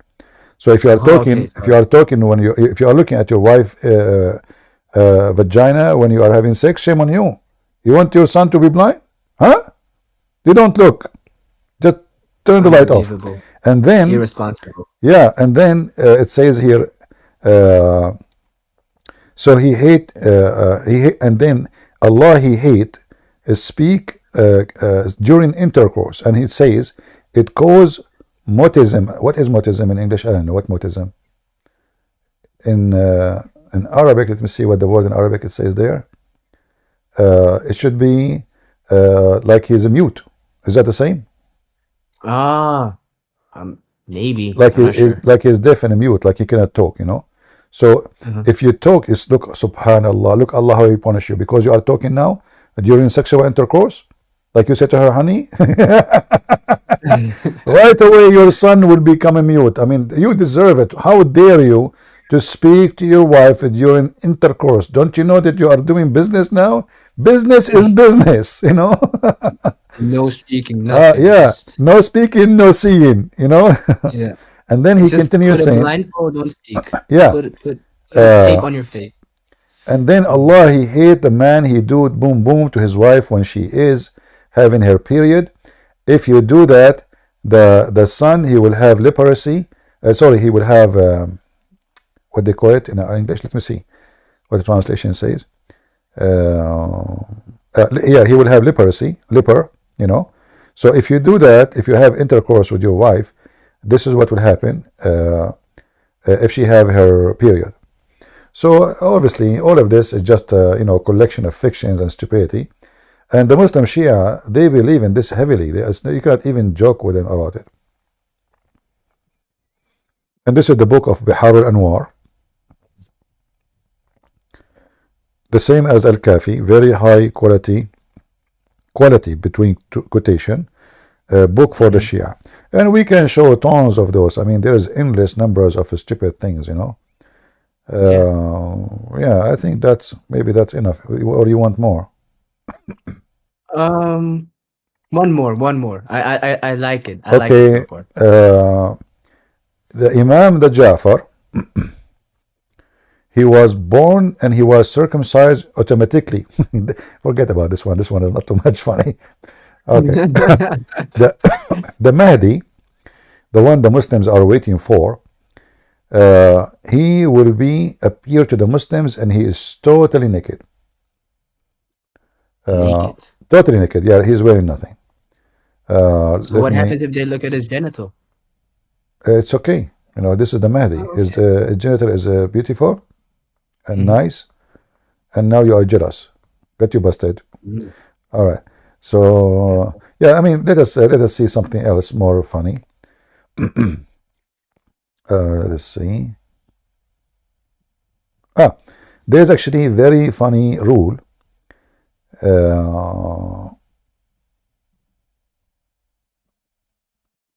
Let us see. Like, let us say there is two people, they are fighting over inheritance, and they are not sure who is the one who deserves it. What they do? They bring a transgender, a male who, in Arabic we say mukhannath, which means a feminine person. And then they look at his anus. Let me see.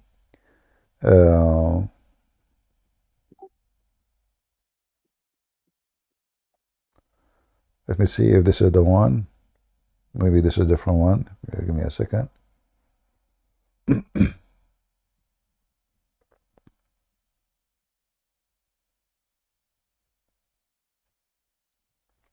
Well, this page here have a lot of rules. They are funny too. Let us show this one here. MashaAllah, do it. See, the Shia, they have way more stupid things than the Muslim Sunni. Way more. We can't even compare. All of those here in front of you is about sexual things. Looking at the women in the mirror, who can see here it says that the scene in the top. They ask Yahya, the son of Aktham, blah blah blah, from Ali, speaking about a feminine person, which means a gay, a homosexual, a person who think he is a female specifically, so let us see here.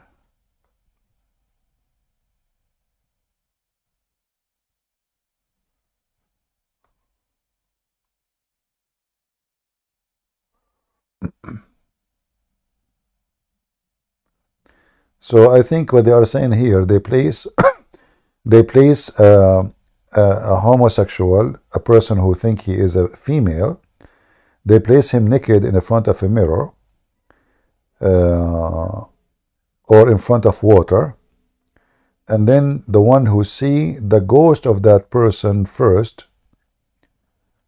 they will find out. I know this is really confusing even in Arabic. I don't know even how to translate this to you guys. I don't know how to translate it, but simply is about to bring in a female, a male, who he think he is a feminine. It's a guy, and they supposedly there is a. Is that the same page? Oh, hold on. Did I post it? Not yet. Okay, hold on. Yeah, I think. All right, here it should say.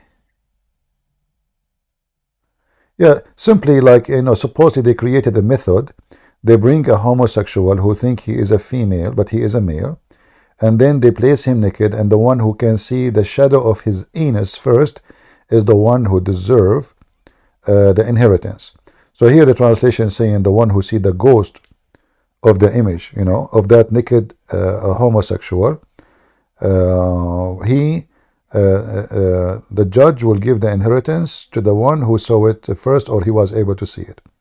But if you read in Arabic, it's very confusing, very stupid story. But this is what they are saying, what I can say. You want more or enough? We could go on and on. I don't know if there are any more Abduls. Yeah, it's enough. That's enough for today. That's enough. Yeah. So what I learned is don't wear a black shoe and eat a carrot before you fornicate. Okay. Yeah. That's good. Okay. Yeah, that one I did not show you, but it's okay. We saw it already many times. Yeah. That's good. Thank you very much. Was very enjoyable. God bless you, man. Yeah, but you can, don't forget to do shopping and buy carrot from now on. Yeah. I will buy lots of carrots. Yeah. I will. And burn all my black Air Forces. I don't need them. Yeah, yeah. It says here. Actually, I just found the one about the black shoes. Let us see. Let us put it in the screen as long as you mention it.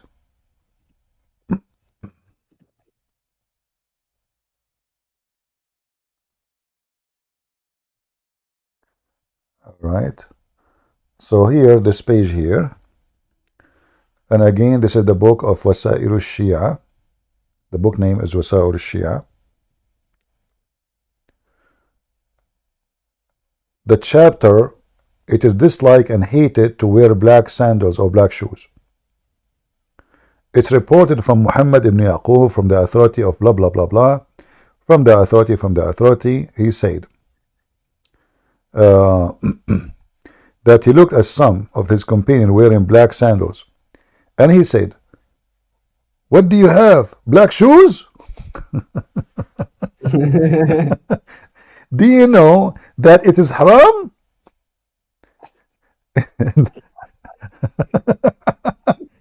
For the eyesight and make the penis weak.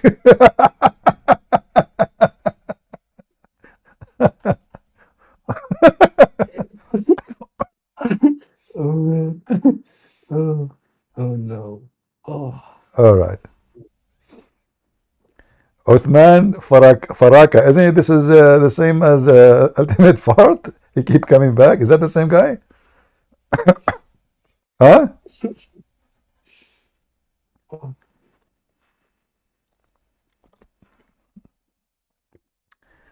Get out of here, potato.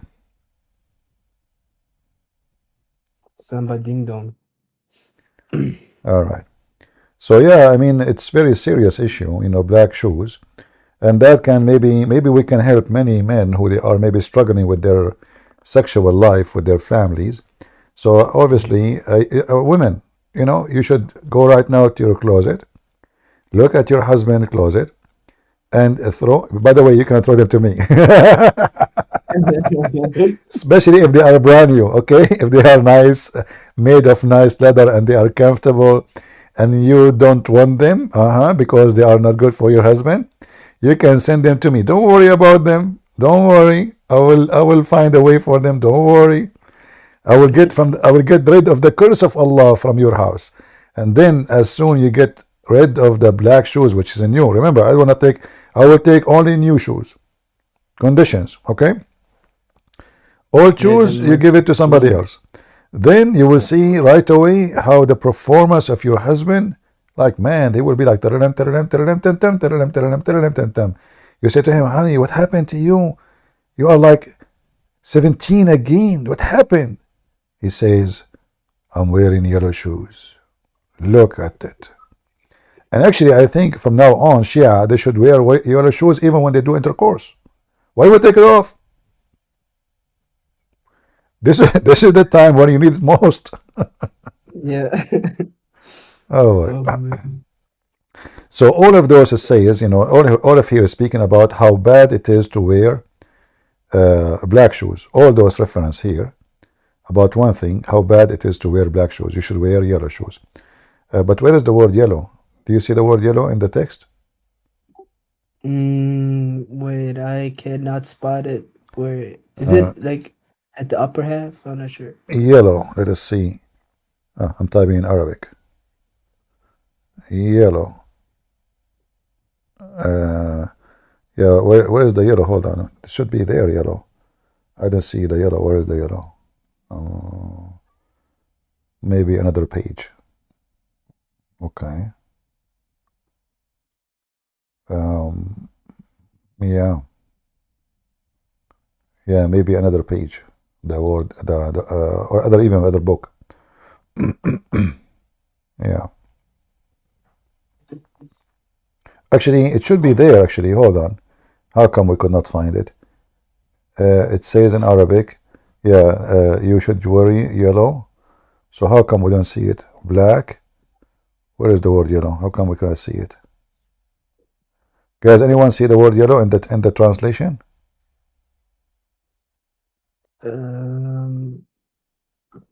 Yeah, no. Still don't see it. It should say that. Yeah, maybe maybe it's eaten in Google translation.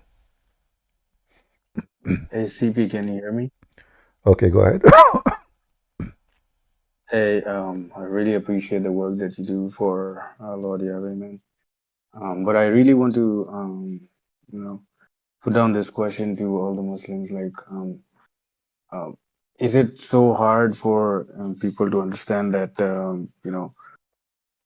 it's it's um it's about all about spirituality and nothing about physicalness. At the end of the day, we all are going to go to heaven or wherever their paradise is. But most of the Quran, it's actually described or gives us the information about the physical, or rather the how to behave in a physical world, but nothing about the spirituality. You try your level best to make these people understand every single time. But the point that they don't try to understand is that it's all about the spirituality and not about the physical world. No, but there is Because after spirituality. this, Don't you see? Like, isn't it the yellow shoes and black shoes is spiritual? I don't think so. Are you sure? Isn't it like eating carrot will shrink the penis is a spiritual? Come on, you know. I mean, you people here, you are trying to ignore the truth about Islam. This is a very spiritual religion. Everything about it is spiritual, you know. Yeah, and Ramadan is coming. That's why we eat more food, and now we get more spiritual in Ramadan because we gain weight. There's a connection according to study by a scientist from Japan. His name is Yama I Do Lie Fabricate Article Yama. Very well known.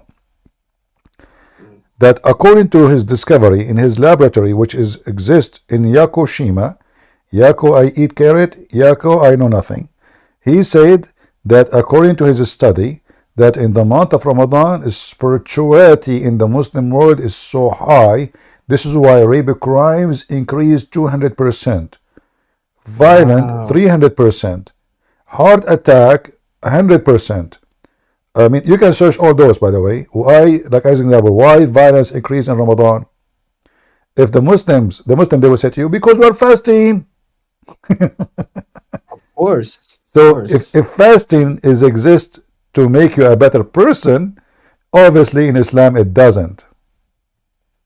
Yeah, I mean, if we Christians, or the people of Yahweh, if we actually do fasting or anything as such, we make sure that we abide in His word, and we also pray to make our spirit strong, so that we can fight the principalities of heaven and the powers of darkness. But I don't think any of these are, a part of Islam.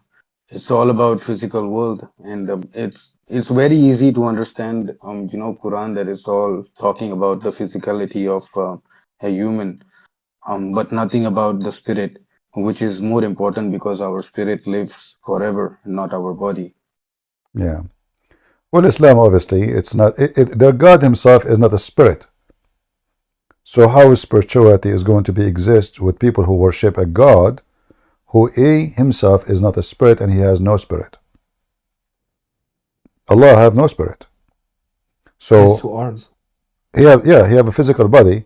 So Islam is about rituals, which is not spiritual. And it's about prayer, which have nothing to do with the spirit, because they aren't praying to the spirit of God. They are praying to a God who is solid like concrete.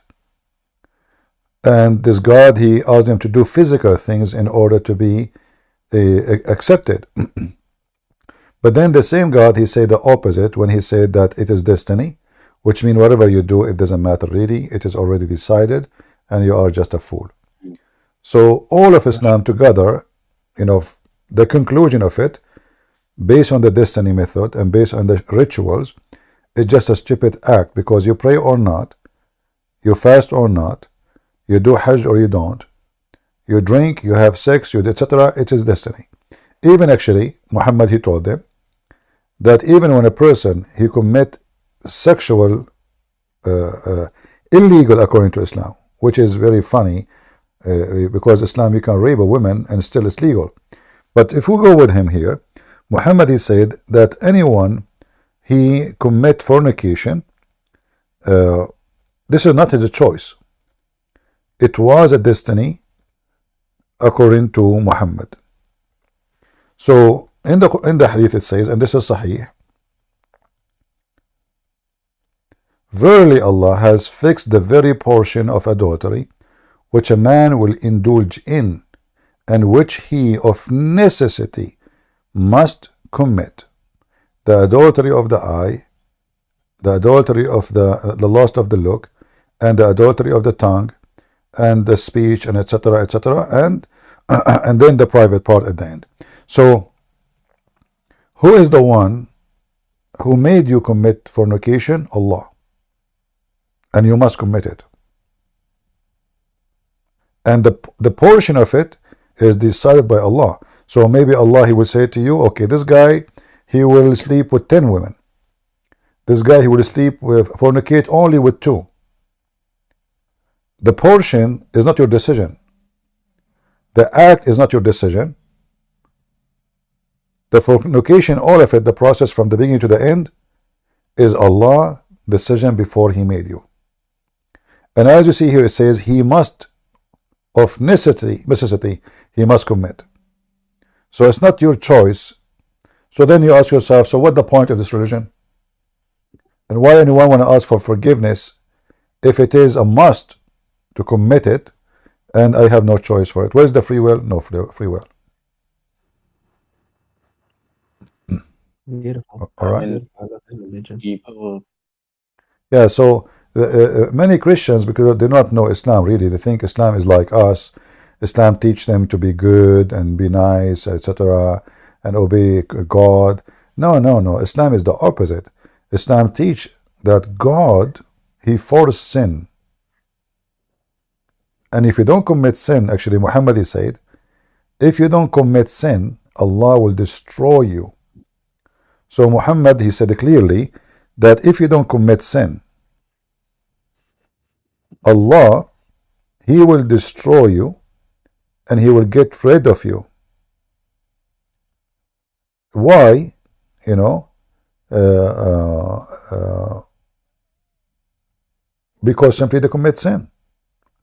Allah don't like people who don't commit sin. The reason for that, if you don't commit sin, you will not be begging for forgiveness. And if you don't beg for forgiveness, Allah is not happy.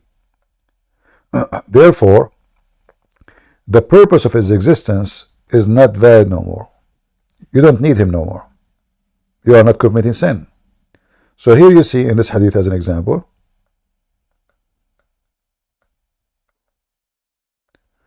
the Messenger of Allah said, by the one in whom my soul is, were you not to commit sin, Allah would replace you. Actually in Arabic it says Allah will destroy you in the other hadith.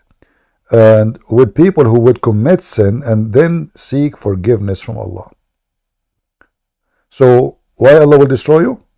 You did not commit sin. What is the problem? You did not commit sin. So here you notice that the God of Islam have totally the opposite aim of existence. Our existence and His existence. We are exist to beg for mercy and to commit sin. In a Christianity, we are not exist to commit sin. God in Christianity destroy the people of Noah because they committed sin. Muhammad, he copied that story and put it in the Quran. But this will be totally contradiction for what Muhammad is saying now. Otherwise, why Allah destroyed the people of Noah? They are committing sin. It's so easy to understand Quran. I mean, I do actually have. I'm from India basically, and I do have a lot of Muslim people in my office as well. But then trying to talk to them is like heartbreaking and saddening to understand the fact that these guys do not understand their own Quran, and then again they want to follow something which allows them to sin. I just imagine, or rather wonder at times, that if these guys actually become, believers, how dedicated and honest they would be in terms of serving our God. who is a true God, basically a living God. And all the historical evidences, everything proves that. So it's very saddening. Guys, you got to understand and wake up that Quran is really not the one that you have to follow, because it's all about spirituality and not about physical life. This is not only the only reason. Obviously, Quran is invalid, Islam is invalid, because the purpose of it is demolished. It is just a fiction books and out of logic. As you see, people, they commit sin, Allah like them. So Islam does not make a better society. Islam is encouraging sin. What we see here is devilish statement. This is the Satan saying, if you don't commit sin, I will kill you. While the good God should not say that, should say, if you commit sin, I will destroy you. I will punish you. This is the opposite. So this is a clear satanic. This is not about just physical and spiritual, because there's many false cult. They are spirituals too. Many, tons of them. Spirituality does not mean that you are a person following the true God. We don't want to be the same as the Muslim. The Muslim, he come to you and says, oh, we are monotheists. He think like he have a privilege. There's many religions, they believe in monotheism and they are satanic. As an example, there's a temple in San Francisco. It's called the Temple of Satan. Their God, the only God they believe in is Satan. They are monotheists. They are very much monotheist. Does that make them people of God? No. So it's not spirituality. Because you can have a false spirituality, have nothing to do with the true God. It is not rituals. It is not monotheism. It is being a follower of the true God, whoever he is. So if the God of the Christian is the true God, then that's what will save you. And then how we can find out who is the true God? It's very easy. The Bible commands us to read and search, read the books, and you will find the truth, and the truth will set you free. So when we read about Jesus, we see that Jesus, not only he is the wise, not only he is the truthful, not only he himself he is a miracle, not only he do miracle, he is the one who can be our only Savior. Based on what? Based on ability of even resurrecting people from death. I can make a speech to you and you listen to me and you say this guy is wise. I can make a speech and sound like very ritual. I can dress like a guy who with long beard and I'm very humble, blah blah blah, but doesn't make me a truthful person. Still, appearance have nothing to do with the inner. So the Messiah is a person who pass every single test of the nature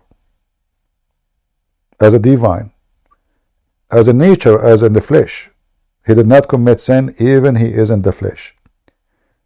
Satan could not tempt him. Death could not bury him. Grave could not hold him. Disease could not affect him. He healed people. Blindness does not exist with him. When he said, I am the light of the world, he was, and he is. He made people see even though they are blind.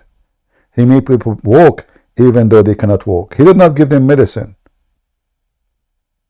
He used the power, which is the power of God. So we have people making speeches and we have people doing the work. So the Messiah says, I work and my Father work too. And then we look at the Messiah work and then we will find who is he. And this is why there's a very important statement in the Bible, which is Jesus said, from their fruit you shall know them. And that goes to Jesus himself, and goes to Muhammad, and goes to Allah, and goes to all false deity like Krishna, etc. The fruits is the best example of either failure or success. You can give me a speech about how green your tree is, but your tree never have a fruit. Your tree is useless. From their fruits. So Muslim, they recite the Quran. Why the Muslim they recite the Quran and they bring you someone have a nice voice to sing it? Because the Quran is a stupid book and it's empty inside. And the funny actually, and by the way, the Quran says clearly that the one who decorate the words, the one who decorate the words is Satan. So why the Muslim they do exactly what Satan does? If you go to chapter 6 verse 112, it says the following, and I'm reading the Muslim translation. Thus we have appointed into you every prophet and adversary, the devil of a humankind and jinn, who inspire one another discourse through guile. If the Lord willed, they would not do so. The translation is not too much nice or good. Let us use different translator. So what Shaitan he do now, he use a language skills. He use a language skills in order to deceive the one. So he beautify the words. He beautify it. You know? He make it look nice. He use words which is like heavy duty. And this is in the Quran. So why Allah using the same method if the Muslim they say the Quran is amazing? And why the Muslim they have to sing the Quran to affect somebody to believe in Quran without understanding? Isn't it this is exactly what Shaitan he does according to the Quran? And this is your Quran in front of you. So what Shaitan he do? He inspired them by adorned speech.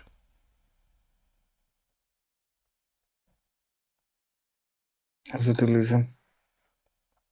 And the adorned speech is what? Is nothing but deceiving.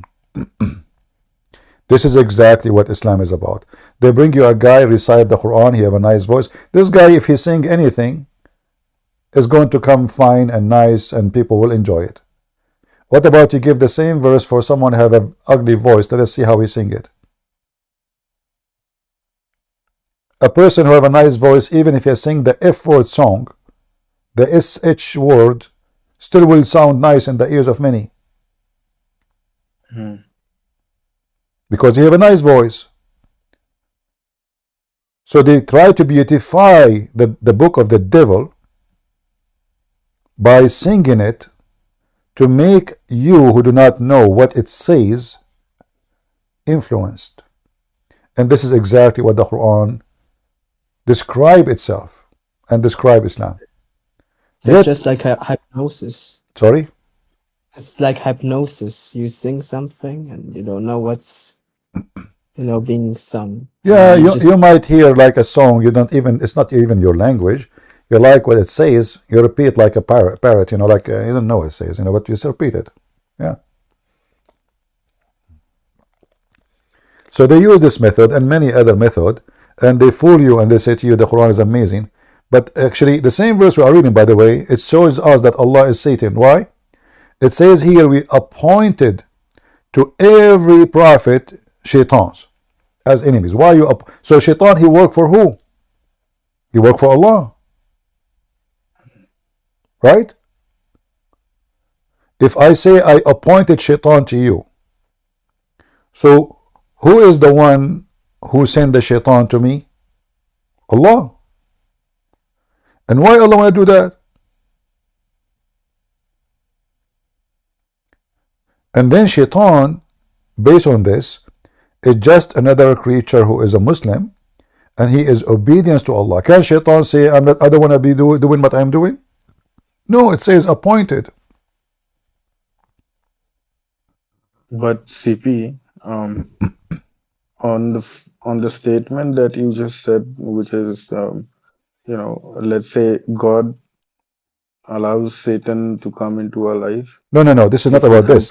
There's a huge difference between. Okay. No, you see, Satan in Christianity, he is not doing work for God. Satan in Christianity is a person who is disobedient to God. Correct? Yes. Okay, here no. Shaitan here is very much obedient to the point Allah is even appointing him. When I say appoint, that's mean he is totally obedience. In fact, the Quran confirms that Shaitan, he worship Allah.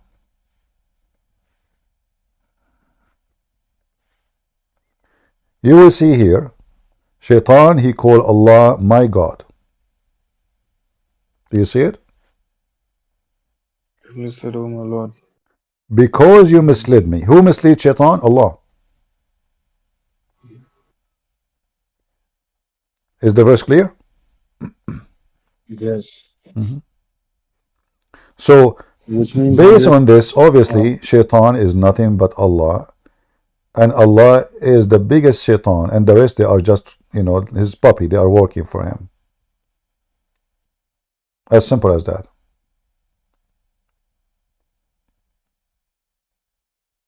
Christian Prince is a human. He refused to call Allah my Lord, my God. So when Shaitan himself, he worship Allah, and he say, because you misled me, I shall indeed adorn the path of misleading to them. Allah, he agree. Allah and Shaitan having a nice conversation. He said, except the chosen one. And then later we found that Muhammad, he received satanic verses. So this verse 2 here destroy Islam again. Because if the chosen one, which means, it says actually in Arabic, it says, Illa ibadaka, or Shaitan, he says, except your servants who they are sincere. So how Shaitan was misleading all the Muslim, including the companion of Muhammad, including Muhammad. Is it the Muslim they kill each other? Is it Aisha, she took an army to kill Ali and his family? Is it the Muslim they killed Uthman? All the caliphate were killed by Muslims? Is it the Muslim accused, the Shia accused Aisha and Hafsa to kill Muhammad? Is it Muhammad, he received satanic verses? So this verse alone is obviously a test for the one they call him God. Either the promise is fulfilled, that no, Shaitan will not, there's an agreement, Shaitan will not misguide the one is chosen by Allah, and then it turned to be the opposite. And then Allah, he agreed with him. He said, you know what, no problem, this is the straight way to me. What a nice conversation. Shaitan, Allah is not angry, you know. And then Allah, he continued repeating the same thing which Shaitan he offer. He said, okay, I will not mislead your the servant. So he will mislead who? If he don't mislead the servant of Allah, which means the Muslims, then Shaitan, he will mislead the one who they are not Muslims. That's stupid. They are already misled. Do you see how stupid the idea? And then Allah, he says, he said to him, certainly you shall have no authority over my slaves except those who follow thee from al-ghawin. Who is al-ghawin? The criminals. But then we find that all Muslims, they follow Shaitan. Makes sense. And the Muslims themselves in their mosque, they keep talking about, brothers and sisters, don't let Shaitan follow. But as the Quran says, you have no authority over those who worship me. Why you are worried about Shaitan? And how Shaitan can mislead you? Allah, he said, you cannot do that to my... But then we find the Muslims raping Muslims, the Muslim killing Muslims, the Muslims attacked the Kaaba, they burned the Kaaba, they took the black stone. Al-Qurmati, he took the black stone, he make it a poo stone, he killed 10,000 Muslims around the Kaaba. The Muslims, they wage war against each other in Iraq, in Syria, and they slaughter each other by tens of thousands. And then Ali and Hassan and Hussein, blah blah blah, the bloodshed and bloodbath. What Shaitan? This is Shaitan, obviously. But the Quran says, you have no authority over my followers, which means Allah, he failed the test. Beautiful. All right. Well, thank you guys for being here. I hope I did explain all the questions you want. I need to take a break. Maybe I will come back again. But sitting for long is not healthy. I need to move my legs. They are, you know, they will be frozen from staying for a long time in my place. So I will try to come back again maybe later. Just get some energy. I'm going to buy some carrot. Yeah, exactly. I want to tell you that. Carrots. I hope my neighbors did not hear my speech, and everybody now in Walmart line up. Now I'm going to get them busted. If I see my neighbor buying carrot, I will know what they are going to do tonight. Oh The boy. whole neighborhood gonna enjoy this. Okay. All right, my brother. Thank you very much for being here. May the Lord bless you. And You too. this is your brother Christian Prince, who is serving you humbly for today. I will try to come later at night, maybe, or afternoon, if I could. God is good, so is Jesus. Ameen. Amen. And Muhammad is nothing but a fraud. And from his own word, we beat him, not from ours. Amen. Thank you. God bless. Yeah, sure. God bless. Bless you with more knowledge, Bye brother. bye. God bless everyone.